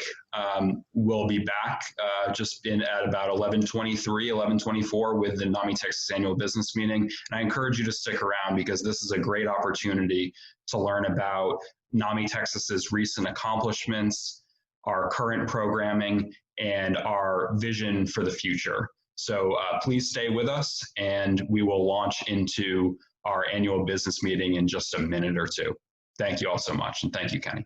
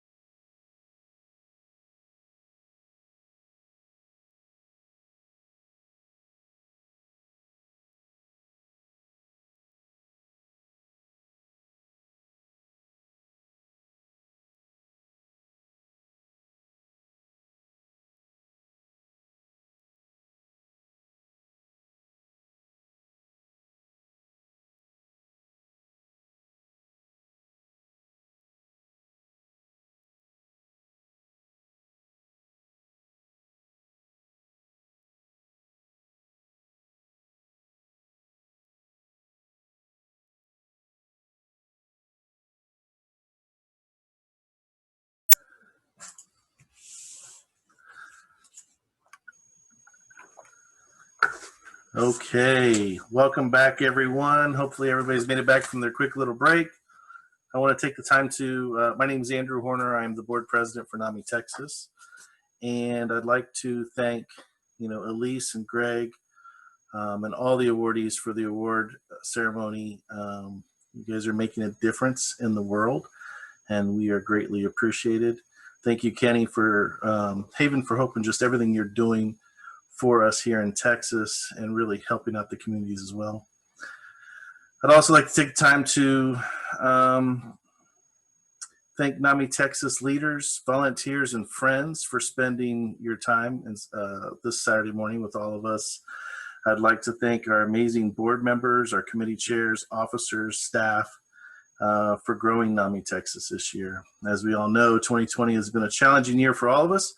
I would like to say that through all this, as we've all, struggled to make it through this year, NAMI Texas has done a great job in meeting the needs of our affiliates statewide, communities, and even the communities that do not have an affiliate locally to help support them through branching out and breaking our boundaries and getting into the world of virtual. So I just want to say thank you because what we do every day matters. With that, I also want to make sure that we thank all of you, right? And our donors, our sponsors, and our volunteers. Thank you all once again. We will now commence our annual board meeting. And Madam Secretary, do we have quorum? Next slide, Greg. Yes, we have established quorum for the election. Thank you, Andrew. Thank you, Linda. Very much appreciated. With that, we'll go ahead and get started with the agenda as we don't want to take up too much of your time this Saturday morning. Next slide, please. We'd like to first announce that the NAMI Texas bylaws election results, the proposed changes are adopted. Thank you very much, membership, for approving that. The justification, again, this change will be aligned with NAMI Texas bylaws with requirements of NAMI National. Next slide, Greg. And we'd like to welcome back and congratulate Shweta.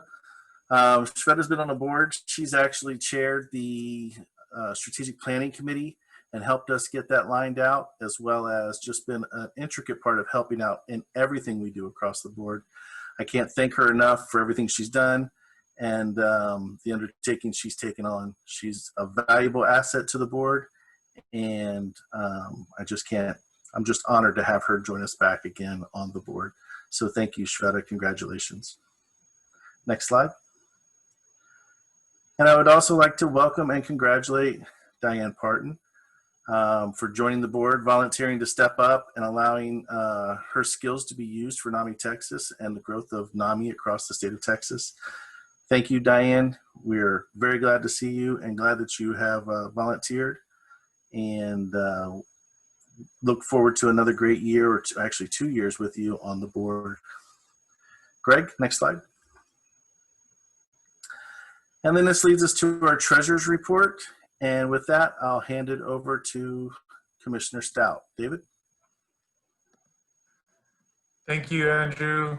Thank you, everybody. My name is David Stout. I am out in El Paso. I'm one of the at-large members of this board, and I'm also the treasurer. And so we're going to go ahead and go through the treasurer's report. As you all can see, our overall gross profit for 2020 year to date is over budget by $153,000, a little over $153,000. Happy to report that grant revenue is above budget, that our corporate contributions are above budget, and individual contributions are a little bit below. Our overall expenditures for 2020 year to date are over budget by about $17,000. Business and operating expense is under budget.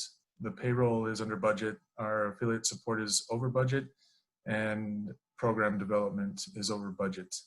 So overall, I'm happy to report that NAMI Texas is in a very healthy financial position. And I just want to thank the board. I want to thank Greg for all of the work that he has done and his staff to make sure that we are bringing in new grants, bringing in contributions, and thank you to all the corporations and all the folks that have donated to our organization. And that wraps up my report. Thank you very much. Thank you, David. Very much appreciated. And with that, next slide, Greg, and we'll move on to the Executive Director's report. Yes, thank you, Andrew. It's a privilege to be here with everyone this morning. I'm Greg Hanch, the Executive Director of NAMI Texas. On this day last year, we were on our way to Houston for the NAMI Texas Road to Resilience Conference. That event, which drew more than 425 people, empowered our alliance to build up their resilience through developing practical skills, learning useful techniques, and becoming strong advocates for themselves, their families, and their communities. Little did we know at that time how much we would need the resilience that we cultivated there. While we couldn't have a 2020 conference, we are here today, and that is in and of itself an indication of our resilience. Furthermore, NAMI Texas is moving forward in a strategic way that is better meeting the needs of the mental health community in Texas. These coordinated initiatives are well summarized in our new strategic plan, which we launched earlier this year after a thorough strategic planning process that involved our board, staff, and affiliates. As we get closer to a new year, COVID-19 continues to have a broad impact across the world. Many people have suffered devastating losses and have experienced levels of distress that they have never known before. To the individuals and families who have lost loved ones or friends, our heart goes out to you. Those who have experienced new or exacerbated mental health challenges as the result of COVID-19, to them, please know that you are not alone and that help is available. We have better days ahead of us. We must take care of our mental health and the mental health of our families and communities, because that is what is needed of us in these trying times and beyond. To that end, NAMI Texas has placed a major emphasis on standing up no-cost virtual programs. Under the leadership of our program director, Patty Haynes, in March, we launched online family support groups and connection peer recovery support groups. These groups meet 6 to 7 times per month and have each served more than 200 people to date. We have also held 2 online family-to-family classes and 1 online peer-to-peer class. Offering direct services via an online format has proven to have several advantages, including making services available in unserved parts of the state and modeling for the affiliates how to run services online. NAMI Texas has also taken an aggressive approach to offering program leader trainings online, which supports the affiliates by allowing them to get people trained to offer programs at no cost to the affiliate or to the trainee. This year, NAMI Texas has offered the following program leader trainings, all online: 5 family support group, 3 NAMI connection, 3 peer-to-peer, 2 family-to-family, and 1 basics. Next year, we project that NAMI Texas will offer even more program leader trainings. The online format has proven to be conducive to the delivery of these trainings. In another section of our strategic plan, we discuss NAMI Texas's strength as an advocacy organization and the steps that we must take to firmly establish ourselves as the leading mental health policy advocacy organization on behalf of peers and families in Texas. The next session of the Texas legislature is just over 2 months away. It is expected to be a very difficult session to pass legislation, with the budget being tight, face-to-face advocacy likely being restricted, and the state having its sights set on other high priority items. Now more than ever, our advocacy is needed to ensure that mental health gets the prioritization it needs as a public health crisis made more severe by COVID-19. By far the most important partners that we have in our advocacy work are the affiliates and members. We have taken several measures this year to engage and empower the affiliates and members in advocacy work.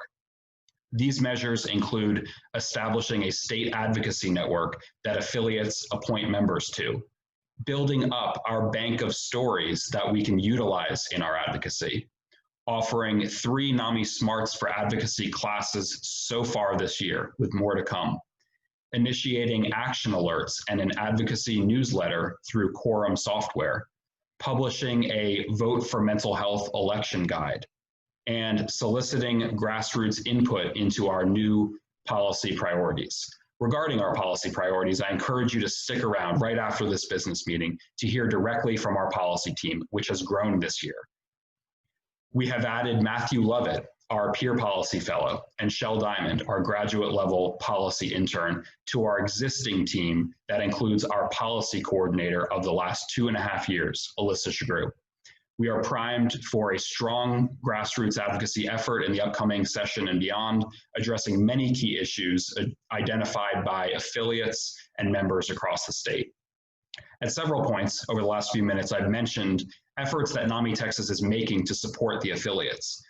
The local affiliates across Texas are well positioned to engage in outreach in their communities, establish on-the-ground mental health education and support programming, and build relationships with local decision makers and stakeholders. NAMI Texas is well positioned to both support the existing affiliates in accomplishing their goals and conduct outreach to build up the NAMI presence in unserved communities. To that end, our outreach coordinator, Grace Mansfield, is now a full-time employee, providing support and technical assistance to affiliates and working with interested groups to establish a local NAMI presence.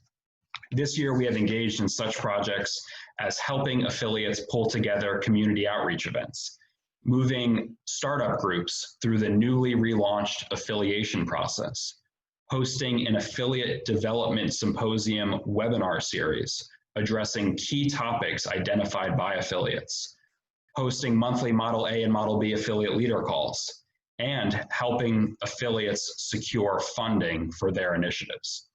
Next year, we will continue these projects as well as work towards new objectives identified in our strategic plan. NAMI Texas and our affiliates are forever tied at the hip and must continue to work together to advance common goals. Another key pillar addressed in our strategic plan is statewide awareness of NAMI Texas, the affiliates, and the services that we offer. In order to cultivate awareness, we have spearheaded various initiatives out of our communications and development committees, all focusing on raising the profile of NAMI across the state. We have reached thousands of people through themed social media posts, produced videos featuring individuals telling their NAMI stories, secured more than 25 media mentions, harmonized all external communications with the same look and feel, and spearheaded a NAMI Walks PSA video that has been viewed thousands of times. Our communications consultant, Rola El-Khatib, our office manager, Melissa Holden, several board members, and the affiliates and members have all made significant contributions to these efforts. We recognize communications and brand awareness as being critical to our success. And as we head into next year, we will continue to refine these efforts in order to raise the profile of NAMI Texas and the affiliates. It is often said that not enough people know about NAMI. I can't tell you how many times I've heard people say that to me. We must become a household name all over the state of Texas. This year has also seen a heightened awareness of pervasive inequities and disparities in our society. Furthermore, there has been a major reckoning on racism and racial injustice, with centuries of bias and discrimination coming to a head and encountering a strong, vocal, and determined resistance movement. As an advocacy-focused organization dedicated to improving the quality of life for all Texans affected by mental illness, we must be a part of this movement. In the aftermath of the brutal and deeply reprehensible killing of George Floyd, NAMI Texas was quick to condemn systemic racism and declare what we know to be true, that Black Lives Matter. We have since held a webinar for our affiliates on anti-racism and hosted a forum on Facebook about protecting Black mental health against systemic racism. But it is not acceptable just to respond reactively when tragedies happen and then return to the regular order of business when racism and inequity fall from the headlines. We must do our part in ensuring a fully equitable society that is both sustainable in the long term and actualized for all marginalized persons. To that end, we incorporated diversity, equity, and inclusion in our strategic plan, and we are developing our specific action plan in that area. Our policy team has deftly incorporated policy recommendations related to disparities and inequities into our platform for the next legislative session. I believe that we must be intentional about establishing structures within our alliance that truly reflect the diverse populations of Texas. But we should go well beyond just diversity.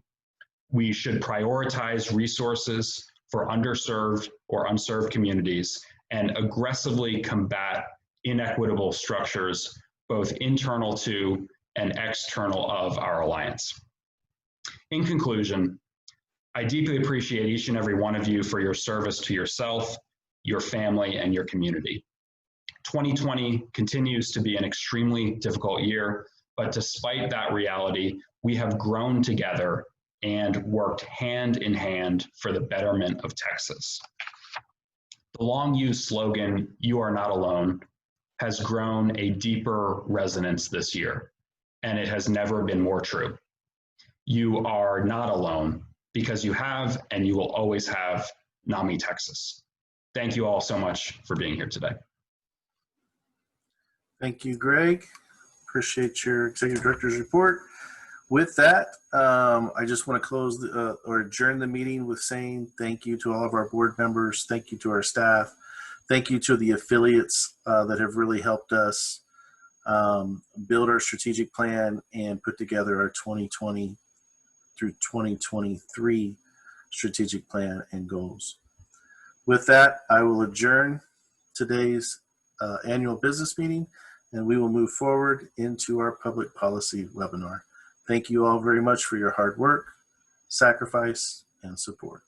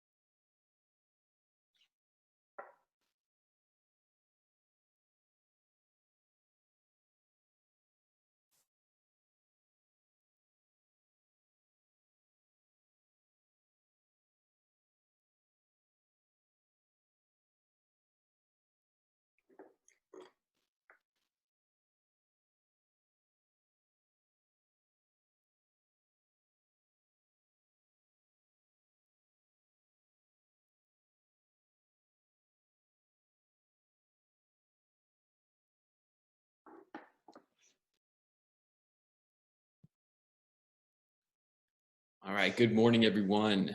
Thank you for taking the time to be with us this morning. My name is Matthew Lovett. I'm the Peer Policy Fellow with NAMI Texas. With me today, we also have Alyssa Shagru, our Policy Coordinator, and Shell Diamond, our Policy Intern. Next slide, please. For the next 45 minutes or so, we will introduce our policy platform for the next legislative session, which also helps to shape our advocacy efforts for the interim following. We'll begin with a brief introduction of NAMI Texas and the NAMI Texas policy team, then provide a high-level review of our policy positions, and finish up with some broad information about next steps. We have reserved some time at the end of our presentation for questions and comments. So without further ado, next slide, please. NAMI Texas is a nonprofit 501c3 organization founded by volunteers in 1984. We are part of the nation's largest grassroots mental health organizations, and we exist to help improve the quality of life for individuals with mental illness and their families. Around the state, we have 27 local NAMI affiliates and approximately 2,000 members. Next slide. This is our NAMI Texas public policy team. And we'll start with Alyssa. Hi, my name is Alyssa Shagru. I'm the policy coordinator. I've been with NAMI Texas since summer 2018. I'm a licensed social worker with a master's from the University of Texas at Austin. Prior to this, I was interning at the Texas State Capitol, and my background is originally working with youth aging out of foster care and youth involved in the juvenile justice system. My focus areas include children and youth mental health, prevention of mental health issues, trauma, and suicide prevention.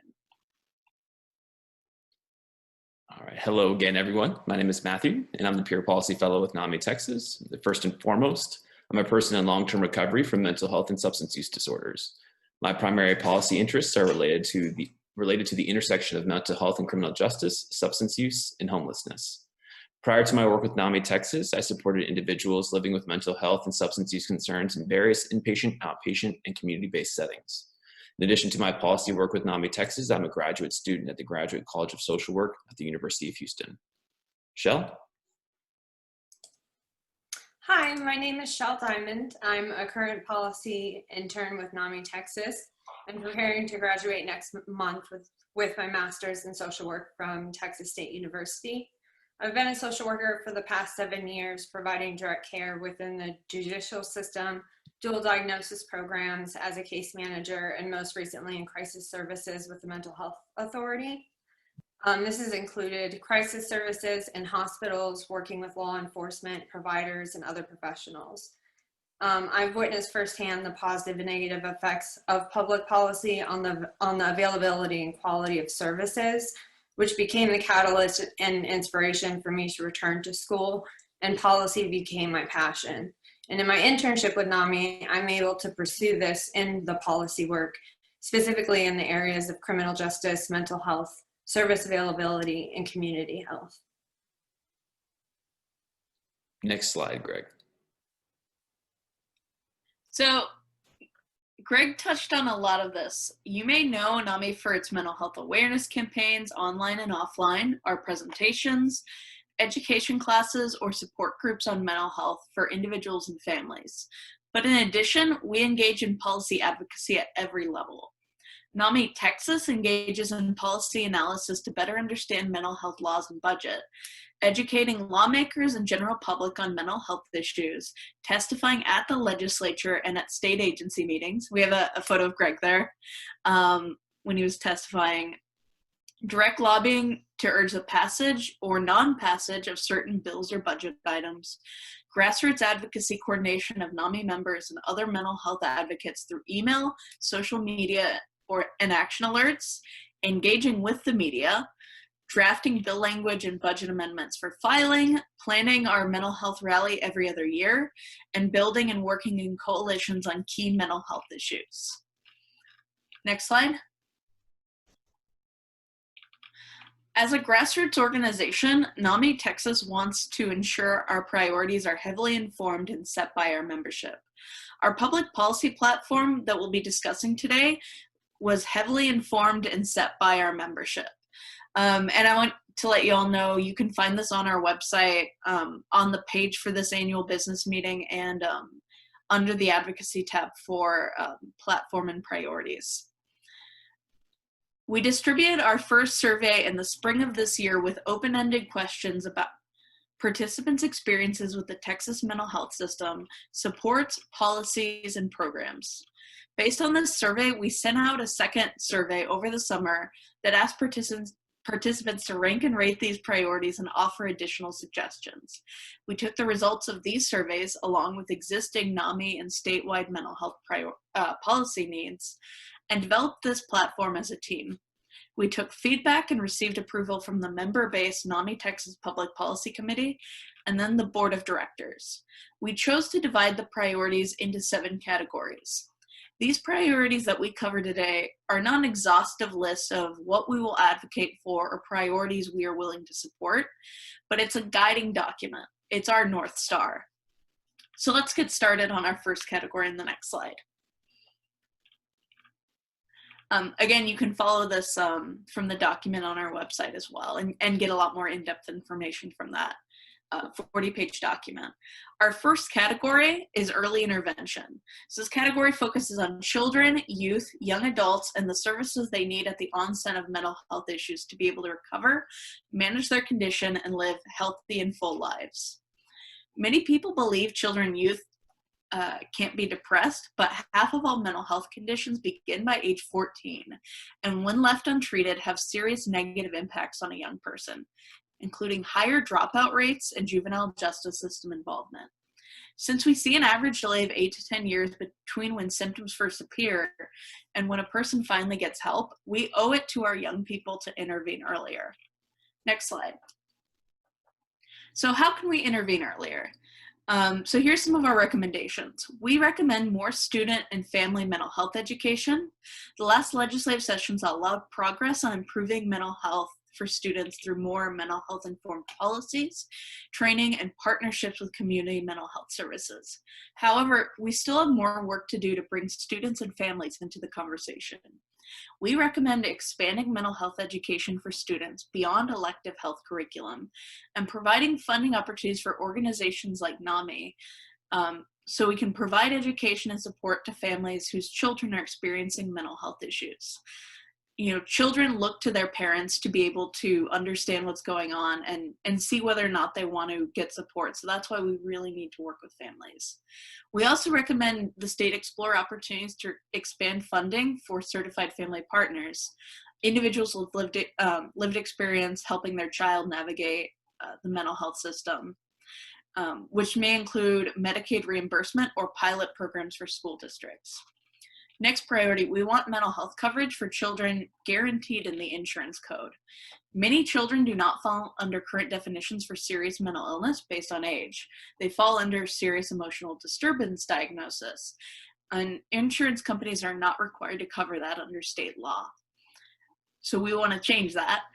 We also want to protect special education and 504 accommodations for children eligible for these services, which includes children labeled having serious emotional disturbance. The state recently violated federal law by limiting eligible students' access to services and accommodations, and we want to make sure moving forward that all kids have access to the accommodations provided. NAMI Texas also supports improving the mental health services and supports across the child welfare system.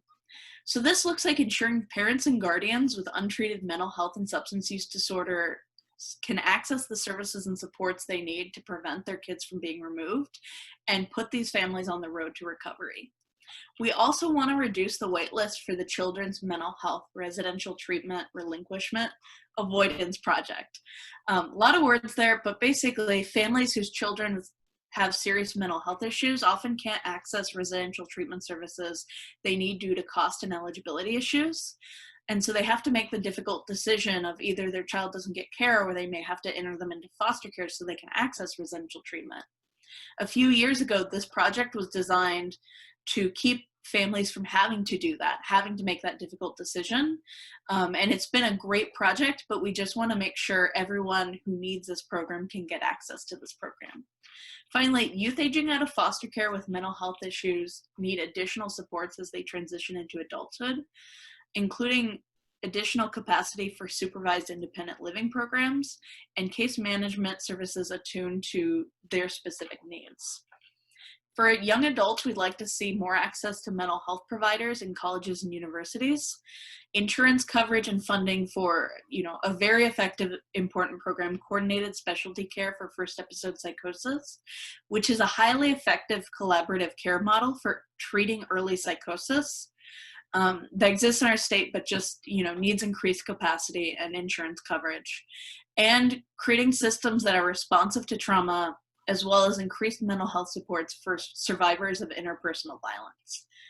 And with that, I will pass it on to Shell, I believe, on the next slide. Individuals living with mental health conditions are overrepresented in the justice system. Many are awaiting competency restoration and not receiving the care that they need. Imprisonment often worsens mental health, prolongs sentences, and increases rates of homelessness, emergency service utilization, substance use, and rearrest. There is a great need for advocacy to address these issues, and we have a robust policy platform for this upcoming session. Next slide. Peer reentry services can help address the structural barriers and provide the support needed to aid in the transition for individuals exiting the judicial system. Persons with mental illness are often segregated from the general population, and as Greg mentioned, and Josh with KXAN's locked in limbo, solitary confinement and seclusion may provoke or exacerbate mental health symptoms. This session, we will advocate for limiting solitary confinement for persons with mental health conditions. Continuity of medication is critical. Missing one or multiple doses of medication may result in a mental health crisis. Advocating for universal facility formularies can address the limited access to certain medications and encourage that these individuals be continued on medication. Good Samaritan policies protect individuals from low-level drug offenses when seeking medical assistance for a suspected overdose. This policy can improve access to treatment for opioid use disorders, reverse overdoses, and reduce mortality from opiate overdose. Post-booking jail diversion programs redirect individuals in custody with a suspected mental health or substance use disorder to specialized courts and community-based treatment. Continued investment in these programs is critical. However, oftentimes state and local agencies work independently and have poor coordination, insufficient resources, and limited oversight. Establishing an Office of Forensic Services to improve coordination and oversee these initiatives will ensure that justice-involved individuals living with mental illness are able to access the appropriate mental health care and support services they need. Next slide.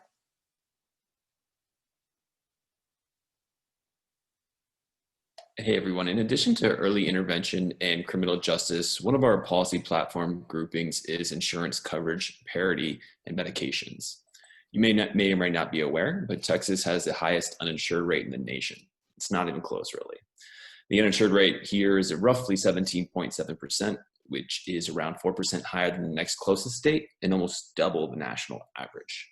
On the slide image, you'll see the Texas on the left. You'll see the uninsured rates across Texas.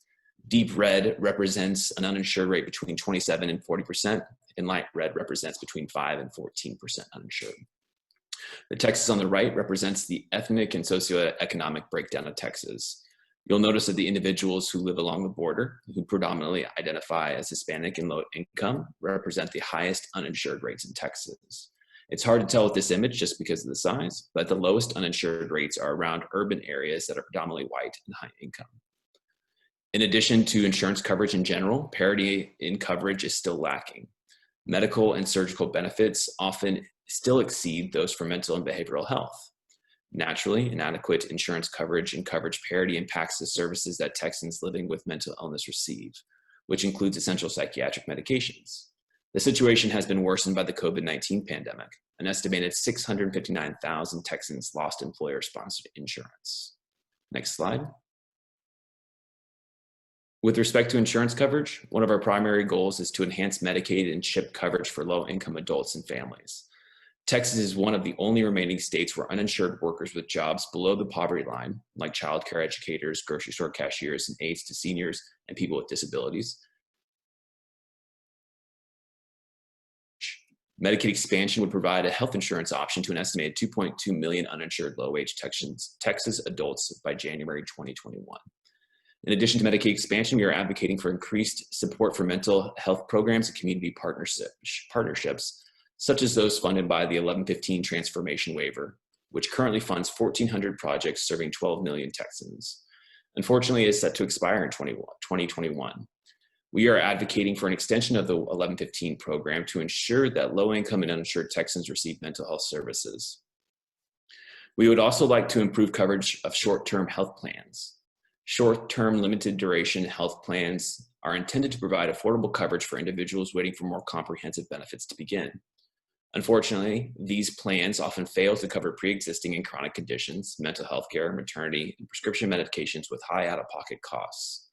We would like to improve the benefits provided in these types of health plans and limit the duration of their availability to consumers. With respect to medication, we would like to promote medication access and continuity by limiting non-medical switching. Formulary restrictions hinder the delivery of appropriate care. This session, we plan to advocate for the state to prohibit health plans from utilizing measures such as step therapy or fail first protocols, burdensome prior authorizations, accumulator adjustment programs, and other forms of non-medical switching. We also plan to advocate for insurance equity.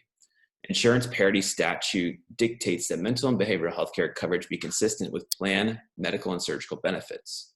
Unfortunately, limited reporting, oversight, and enforcement creates a situation where health plans are able to discriminate against people with mental health conditions. We are advocating for the state to require insurers to submit parity analysis to the state, for the state to develop parity compliance tools, and for both parties to provide educational materials and training to health plan consumers. Finally, we hope to advance policies that integrate mental health and primary care.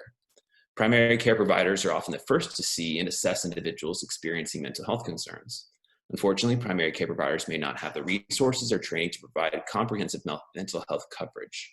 The collaborative care model integrates mental health services into primary care setting by emphasizing care coordination and case management, evidence-based multidisciplinary interventions, and appropriate clinical and social service referrals. We hope that Texas will establish a Medicaid billing code for collaborative care and promote integration within insurers. Next slide, please. Next up, housing and other supports. Safe and stable housing is essential to the recovery of individuals living with mental illness. Naturally, without stable and safe housing, individuals with mental health concerns are at increased risk of homelessness, crisis service utilization, and criminal justice involvement. As you can see, there are a number of stops on the housing continuum. Our advocacy focuses on the left side of the spectrum for people experiencing homelessness, those who reside in emergency or homeless shelters, and those who live in transitional or congregate housing. Here we will also be talking about housing, employment, and social supports that many individuals living with mental illness need to advance in their recovery. Next slide, please. Our housing platform begins with a boost in the continuum with more step down and congregate housing. Step down or transitional housing is generally intended for individuals exiting the state hospital or criminal justice systems and provides on-site support in a shared living environment on a time-limited basis. Funding sources can be federal, state, local, and philanthropic. Congregate housing provides a shared living environment for individuals with disabilities, but unlike step down or transitional housing, congregate housing is not time limited, and there are support services provided on site. This housing is appropriate for individuals who are able to function independently in the community, but unable to afford market rate or affordable housing due to limitations associated with their disabilities. In addition to step down and congregate housing, we are seeking greater investment in permanent, supportive, and rapid rehousing. Rapid rehousing programs provide independent living arrangements on a time-limited basis with no support on site. Typically, these programs work helping individuals find affordable housing, cover the cost for a few months, then gradually reduce financial support until the individual is able to sustain themselves. Permanent supportive housing programs provide independent living arrangements for persons with disabilities. These programs are not time limited, and clinical supports are generally provided on site. Residents pay a portion of their rent with their disability payments, and the rest is covered by federal, state, local, or philanthropic grants.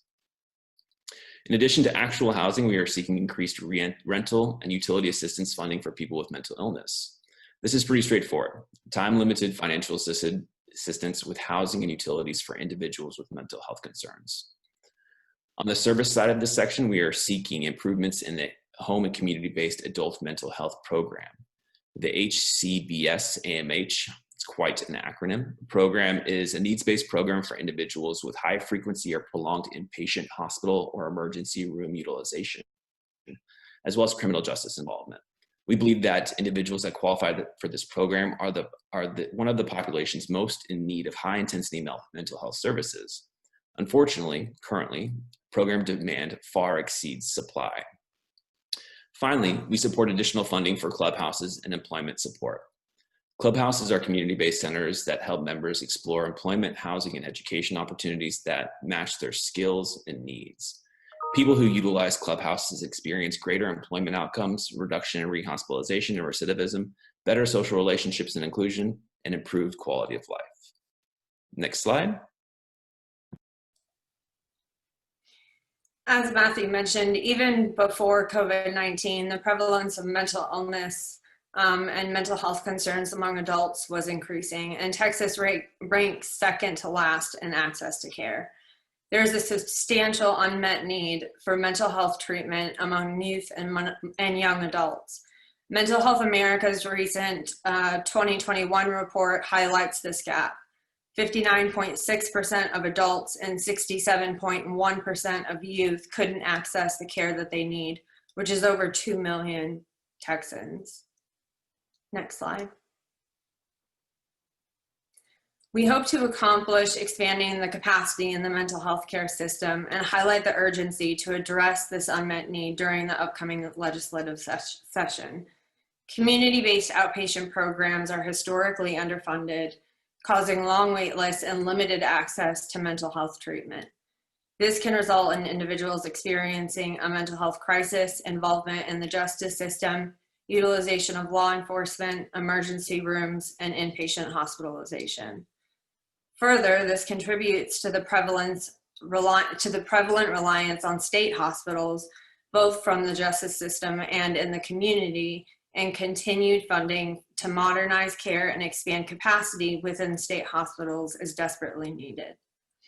Advocacy efforts will promote solutions to improve the accessibility and availability of mental health services by investing in support programs, peer support services, community outpatient programs, and sustaining the recent developments in telehealth.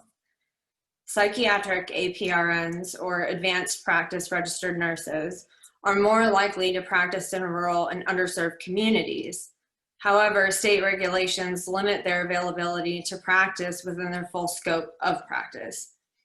Granting APRNs full practice authority can alleviate the workforce shortage and provide mental health services in rural and underserved communities in Texas. These initiatives and continued investments will address the disparities in Texas and in the difficulties individuals experience in accessing care. Next slide. All right, back to me. So this slide touches on Greg's earlier conversation on our new focus on equity and inclusion. Mental illness touches every population across the world, but some groups face unique risks and challenges when it comes to access to care and mental health and well-being. In order to improve mental health overall in Texas, we need to look at disparities in mental health related outcomes and provide appropriate, relevant solutions. These disparities range from increased mental health needs, reduced access to appropriate care, or other social determinants of mental health for pregnant women and mothers, people of color, people experiencing economic instability, veterans, LGBTQ+ people, and people with intellectual and developmental disabilities. Next slide. And so these are some of the targeted solutions we recommend. By addressing the groups most vulnerable, most at risk, having the hardest time, getting the care that they need and the outcomes they need, by addressing all of that, we will be able to overall improve mental health in Texas. So Texas's maternal and mortality and morbidity task force revealed that many of the maternal deaths we see in our data in Texas don't occur until after 2 months postpartum. And a greater number of these deaths are connected to mental health or substance use disorder issues, such as suicide or drug overdose. Low-income mothers in Texas lose Medicaid coverage after 2 months postpartum, which means they have reduced access to health services during their first year after childbirth. Texas should save the lives of mothers and address maternal mental health needs by extending Medicaid for these low-income women to 1 year postpartum and by offering peer support services in community health centers they frequent through a pilot program. Obviously, earlier we talked about Medicaid expansion. This is kind of one of those, if that doesn't occur, or even if these women may not be eligible one way or another, we want to make sure that they continue to get coverage for 1 full year to cover this. We recommend the state explore opportunities to reduce ethnic and racial disparities in mental health.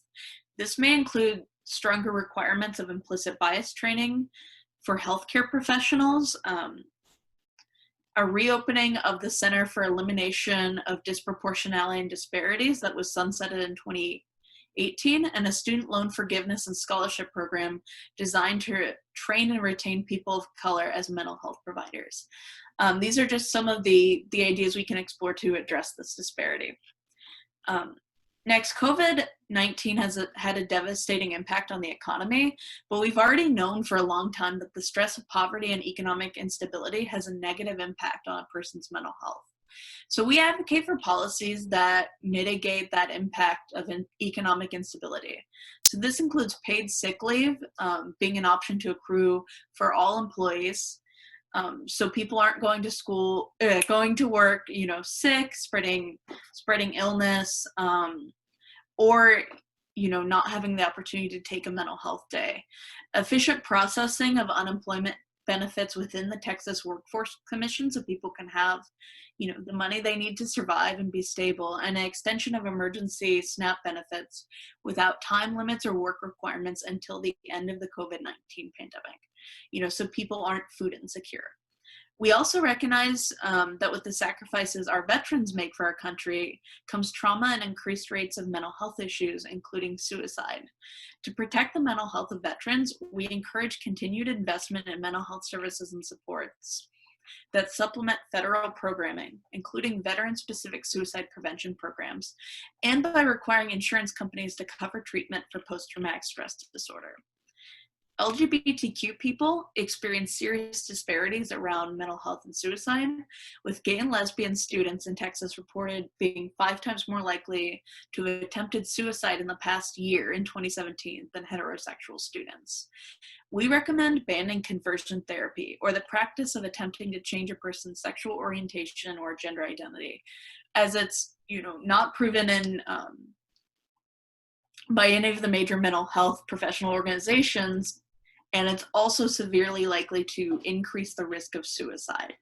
We recommend more LGBTQ awareness training for health providers, educators, and any professionals who interact with LGBTQ populations. And we also recommend strengthening protective factors for LGBTQ youth, which basically means providing education and support to families and other adults who want to create a loving and supportive environment for these youth. This can help dramatically bring down suicide rates. Finally, in this section, we recommend improving access to mental health treatment for individuals experiencing co-occurring mental health and intellectual or developmental disabilities, which is about 1/3 of people with IDD. This includes increasing funding for adult protective services to investigate allegations of abuse and neglect against this population, and by establishing treatment standards for individuals with co-occurring conditions to ensure they receive quality mental health services appropriate to their needs. Next slide. So this is our last category, crisis services and suicide prevention. We must have a strong response to a mental health crisis so we can help a person down the path to recovery. And we're facing major crises right now. The vast majority of educators have responded to a youth suicide, and firearms account for half of all deaths by suicide. Our first responders managing everyday crises and the current pandemic are more likely to experience mental health issues. And our crisis hotline saw an influx of calls during the start of the pandemic. We want to make sure crisis response capacity, policies, and protocol are all centered in all institutions, so we can appropriately respond to individuals at risk of harm to themselves or others. Next slide. So here's our final set of policy recommendations for the day. We need infrastructure and training in place to prevent suicide. Both healthcare providers, which includes mental health professionals, and educators often interact with individuals who attempt or die by suicide in the months prior, but they often don't have the training needed to recognize the signs and intervene. NAMI Texas recommends requiring routine training in suicide prevention as part of licensure for health professionals, including mental health professionals and educators. Texas relies heavily on federal funding for its suicide prevention programs. This means our efforts follow federal priorities, not our state priorities. We have nonprofits who are providing vital suicide prevention training and guidance across Texas, but they need stable funding to survive and meet our extensive statewide needs. Texas should fund public-private partnerships like the Texas Suicide Prevention Collaborative in order to better address suicide. Most individuals who attempt suicide do not go on to die by suicide unless they use a firearm. Many children and teenagers know how to access their parents' firearms, even if their parents don't think they do. To prevent suicide by firearm, NAMI Texas recommends reducing access to lethal means for individuals at immediate risk of harm to self or others by continuing to promote safe storage programs and by creating an extreme risk protective order law that will allow loved ones to temporarily and with due process remove firearms from family members at high risk of harming themselves or others through the court process. With crisis services, we need to improve the capacity and protocol for individuals in crisis to be diverted to services focused on addressing their acute mental health and related needs in a crisis. This means promoting integrated crisis response teams through the Jail Diversion Matching Grant Program and expanding capacity of crisis respite services. Integrated crisis response teams partner mental health professionals with law enforcement to ensure that individuals in crisis are connected to the appropriate community-based services instead of any escalation or criminal justice system involvement. Crisis respite services provide temporary food, shelter, medical, psychiatric, case management, and counseling services to individuals in crisis and help keep them out of more costly and less appropriate institutional settings. We recognize the trauma and stress experienced by first responders when facing crisis after crisis, and these individuals are at greater risk of burnout, PTSD, and other mental health issues. We recommend mental health grant funding specifically to help first responders, including PTSD in the insurance code, and encourage training around mental health and secondary trauma for first responders. In addition to capacity, we want to remove barriers that make it more difficult for individuals at risk of harm to self or others to receive the care they need. We recommend allowing other higher level healthcare professionals beyond just physicians to be able to submit an application for an emergency detention warrant because a facility may not always have a physician available when the warrant's needed. We'd also like to see the time limit of an emergency detention warrant, when approved, be extended to 72 hours to ensure that physicians can have the time to provide a comprehensive assessment and avoid the use of protective custody orders. We recommend allowing a physician the ability to exercise emergency holds. Individuals at high risk of harm to self or others often seek help at a hospital or emergency room and are assessed and referred by physicians. However, this person in crisis may leave the facility prior to the assessment. We would like to allow physicians the ability to exercise an emergency hold for up to 4 hours to ensure individuals at high risk can be assessed. To reduce barriers in communication between families and mental health professionals, Texas should amend its code to better align with federal HIPAA laws and explicitly allow the disclosure of information to mental health professionals, family members, and others who can mitigate risk when an individual is at high risk of harm to self or others.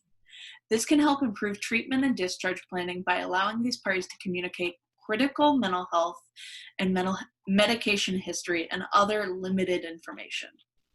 And our last item, we'd like to see the state expand capacity for mental health crisis hotlines and support warm lines.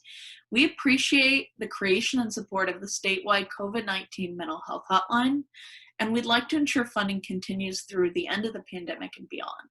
We'd also like to see this resource expanded to include peer-run warm lines. Thank you all so much. As I said before, you can find more information on this on our website in the advocacy platform section. We really recommend you read through that. And now I will pass it on back to Matthew. So what now is the question? Well, the 87th legislative session begins on the second Tuesday of January, which is the 12th. It'll run for it'll run for 140 days, ending on May 31st. Governor Abbott has the ability to call any number of special sessions at that time. The speculation right now is that due to COVID, the regular session will be focused on the budget and redistricting, then everything else will be reserved for one or any number of special sessions afterward.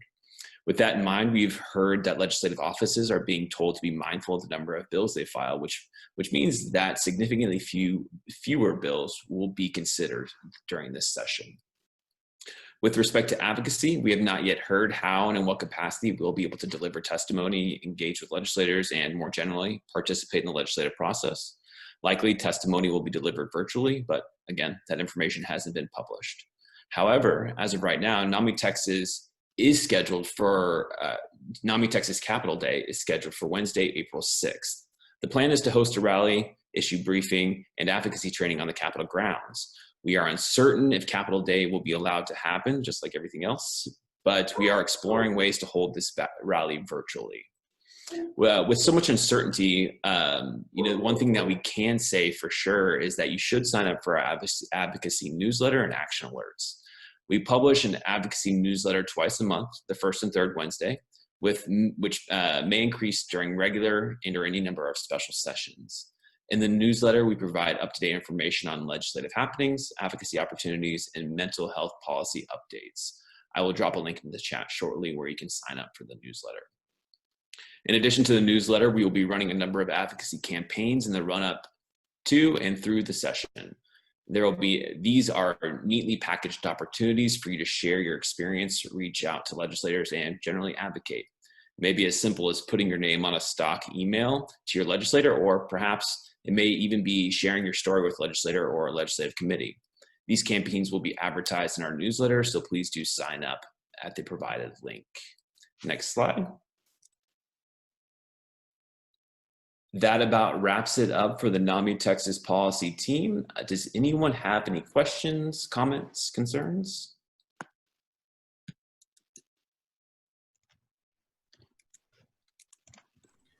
Great job, policy team. And looking in the Q&A box, Carolyn has a suggestion of offering LGBTQ+ training to legislators.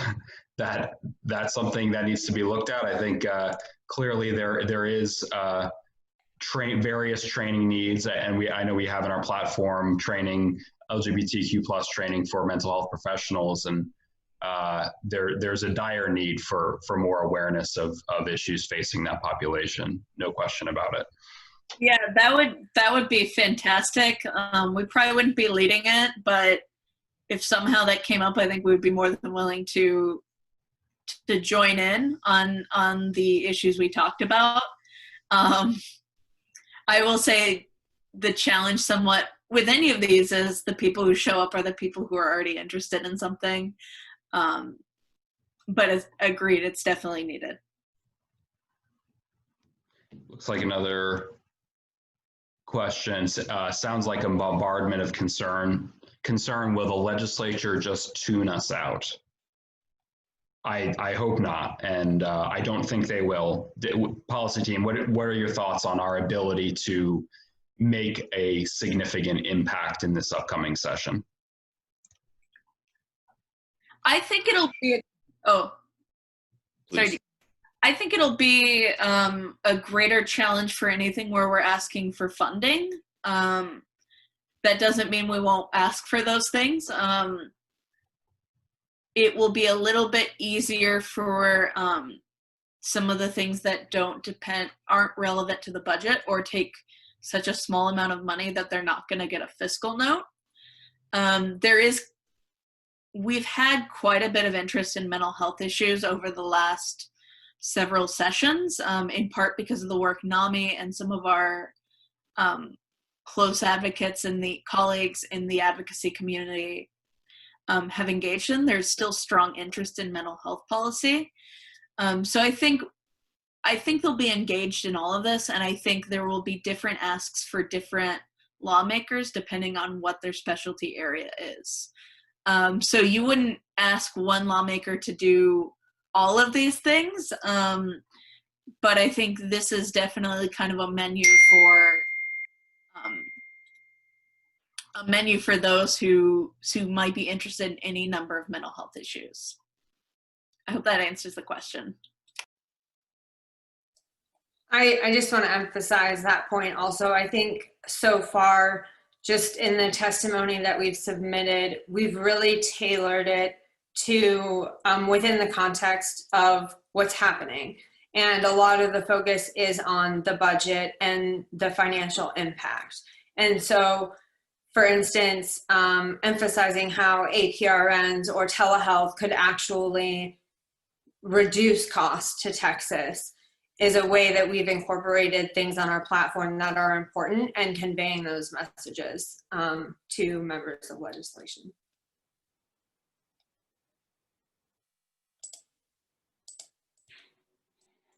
Thank you very much. Great response. Let's see. One individual asked, what do our alliances look like? Who are we working the most closely with when it comes to other advocacy organizations or coalitions that we participate in? Are we working with the Meadows Mental Health Policy Institute network of behavioral health providers in Houston? Are we working with the Coalition for Healthy Minds? Where do you see or who do you see as our most important alliances? So I'll attempt that one. It was alluded to a number of times in our presentation, medication expansion or Medicaid expansion. And we are working with, or we're aligned with a couple of advocacy organizations or coalitions, Cover Texas Now, as well as the Children's Health Coverage Network, who are pushing pretty hard for Medicaid expansion. So those are a couple of organizations that we're currently, working with to help promote greater insurance coverage, especially for low-income Texans. In addition to those two organizations, Greg mentioned the Coalition of Healthy Minds, which is, mental health and substance use related coalition. Pretty strong advocacy organization with a number of different organizations participating from a variety of different sectors. A really good opportunity there. Alyssa, do you have any others that you'd like to mention? Yeah, I'd say within the Coalition for Healthy Minds, it's a lot of different partners that are focused on mental health or have issues near mental health. So you have Texas Children, Hog Foundation. I know Texas Criminal Justice Coalition will sometimes be part of that. The Texas Council for Community Health Centers. So all of the kind of major mental health players who have a major role in advocacy tend to congregate around that coalition. Sometimes we work with Meadows, but their work tends to be more centered around Houston. And we do a lot of our work kind of with other state partners. So it sort of depends on the issue with Meadows. Sometimes we're working closely with them, like on first episode psychosis. Other times they may not necessarily be in that same conversation or in the same coalitions. Center for Public Policy Priorities leads a lot of the Medicaid expansion work. I'm trying to think. We work with Young Invincibles. So we have a huge variety in addition to kind of connecting with affiliates and the work you all are doing on the ground. Greg, can you think of any others? Yeah, and one, another important partner of ours is the Texas Family Voice Network, which we're working with to advance legislation around certified family partners to expand the availability of certified family partner services in our mental health system. Oh, we're also policy chair for NASW is one of them, National Association of Social Workers, Texas Counseling Association. They're in the coalition, but we're also in the Texas Suicide Prevention Collaborative. We were their fiscal agent before they became independent. And so I'm policy chair, and I know Greg has a larger role in that collaborative. And we're in the Gun Violence Prevention Coalition with Texas Gun Sense and other groups, primarily to prevent suicides by firearm. Absolutely. Yes. I think that's a great list. And it's important to know we're open to collaboration with anyone, and we want suggestions and ideas on who we can be bringing into our collaboration network to ensure that we're making the maximum possible impact. Yeah, it's definitely not an exhaustive list we gave. Yes. And I think Doug Beach from NAMI San Antonio makes a really great point that we do have a big opportunity to make a sizable impact in this upcoming legislative session. Additional investment in services is going to be tough, but we need to try because spending on mental health is not keeping up with the need. That said, we may want to give more priority or a higher level of priority than we usually give to items that are revenue neutral, items that don't cost the state anything. Those are the items that may have the best chance of passing in a session where the budget is tight. And keeping in mind, this is a session where mental health needs to be the priority. It's not like the fact that the last few sessions have been productive on mental health means that the job on mental health is complete. It's far from complete. And with COVID-19, there's a much greater demand than there would have been without a global pandemic. So we really need efforts being made to improve the state's overall approach to mental health. And there are a lot of opportunities for the state that don't cost the state a single cent. And those are the ones that we might have the best chance of passing.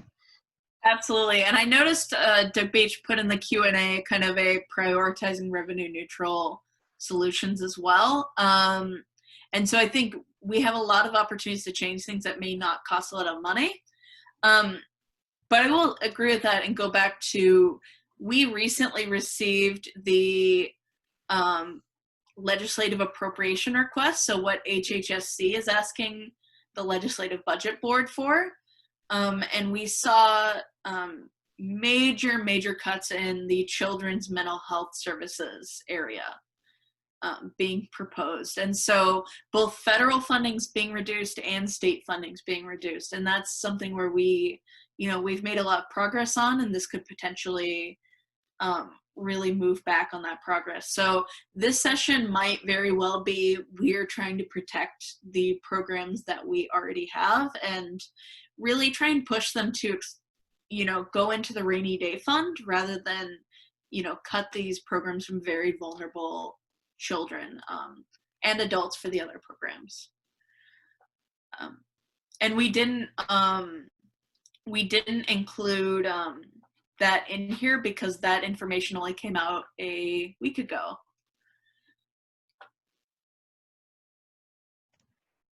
Just to round things out here, there are a couple questions from Neil asking for thoughts on Medicaid expansion advocacy. Is there a focal point on Medicaid expansion? And then advocacy for federal CARES Act dollars. What would you say in response to advocacy on Medicaid expansion and advocacy for CARES Act dollars?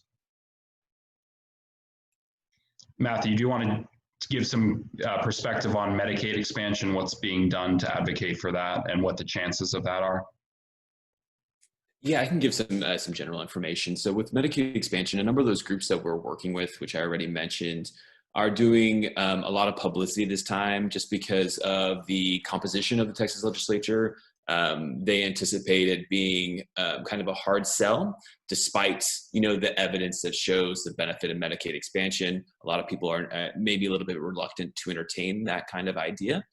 So Cover Texas Now and the children's coverage, I'm forgetting the exact name, but they're doing a lot of publicity now, and they have I think a public awareness campaign coming out soon, or just recently ended, where there was a candlelight vigil just in cities across the southern part of the United States to demonstrate the need for Medicaid expansion. And I believe it went really well. And so right now we're just gearing up for how to present that information to legislators and how to really present the information just in the budget climate that we're currently in. And I would want to add on that, Neil, I'm seeing Neil asked about, 2 years ago we were advised to stay away. I would say this is the time to start having that conversation. If, I think it's becoming a lot more of an aggressive push. And even though the legislature mostly stayed the same party-wise, we are starting to see more Republicans willing to talk about Medicaid expansion. The Democrats were largely all on board. We're seeing more of the Republicans, though, at least seriously considering that conversation. And it's because, you know, with all of these very, very intense concerns around budget, and the fact that Medicaid expansion would cover 90% of the cost of that, you know, it's hard to justify turning away that money when we'd only have to pay 10% in and get so many more people covered. And the facts have always been there, but I think because the budget, because we're in crisis, there's a little more willingness to have that conversation. I know Representative Button, who's in a close race, told Cover Texas Now that she was interested. Representative Sarah Davis, who unfortunately won't be returning, expressed that she wanted to see Medicaid expansion. So I think we're going to see more people kind of in the middle willing to have that conversation because of these major budget concerns. And the advocacy arm of Cover Texas Now is called Sick of It TX. And we really recommend you all get involved in that. There's a lot of activist activities, and they engage people in all kinds of different ways.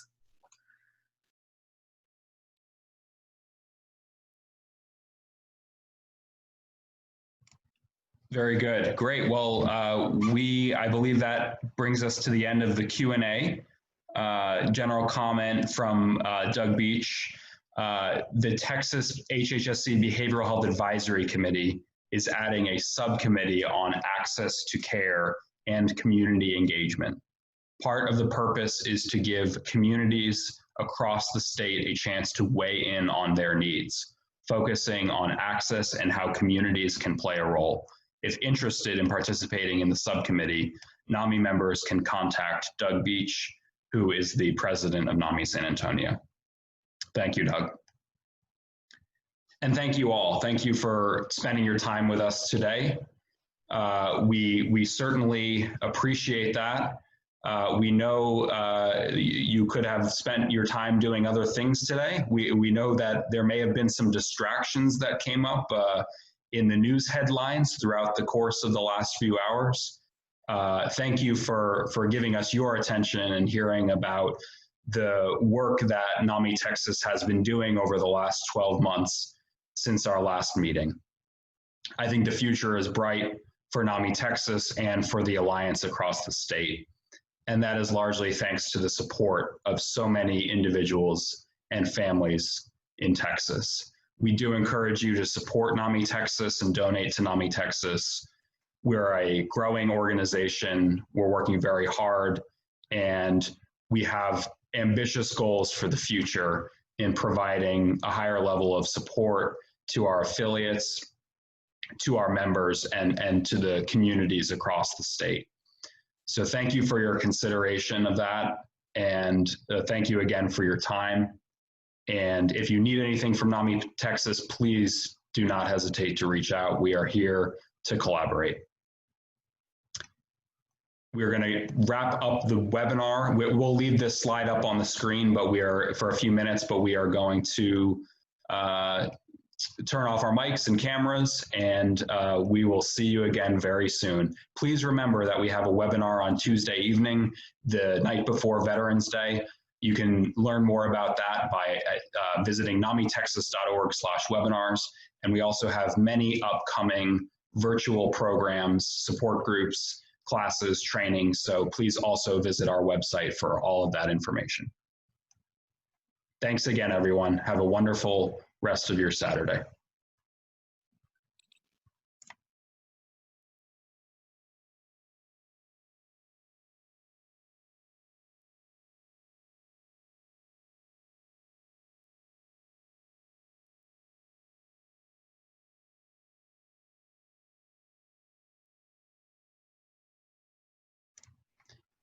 This meeting is being recorded, and the recording will be made available on the NAMI Texas website next week.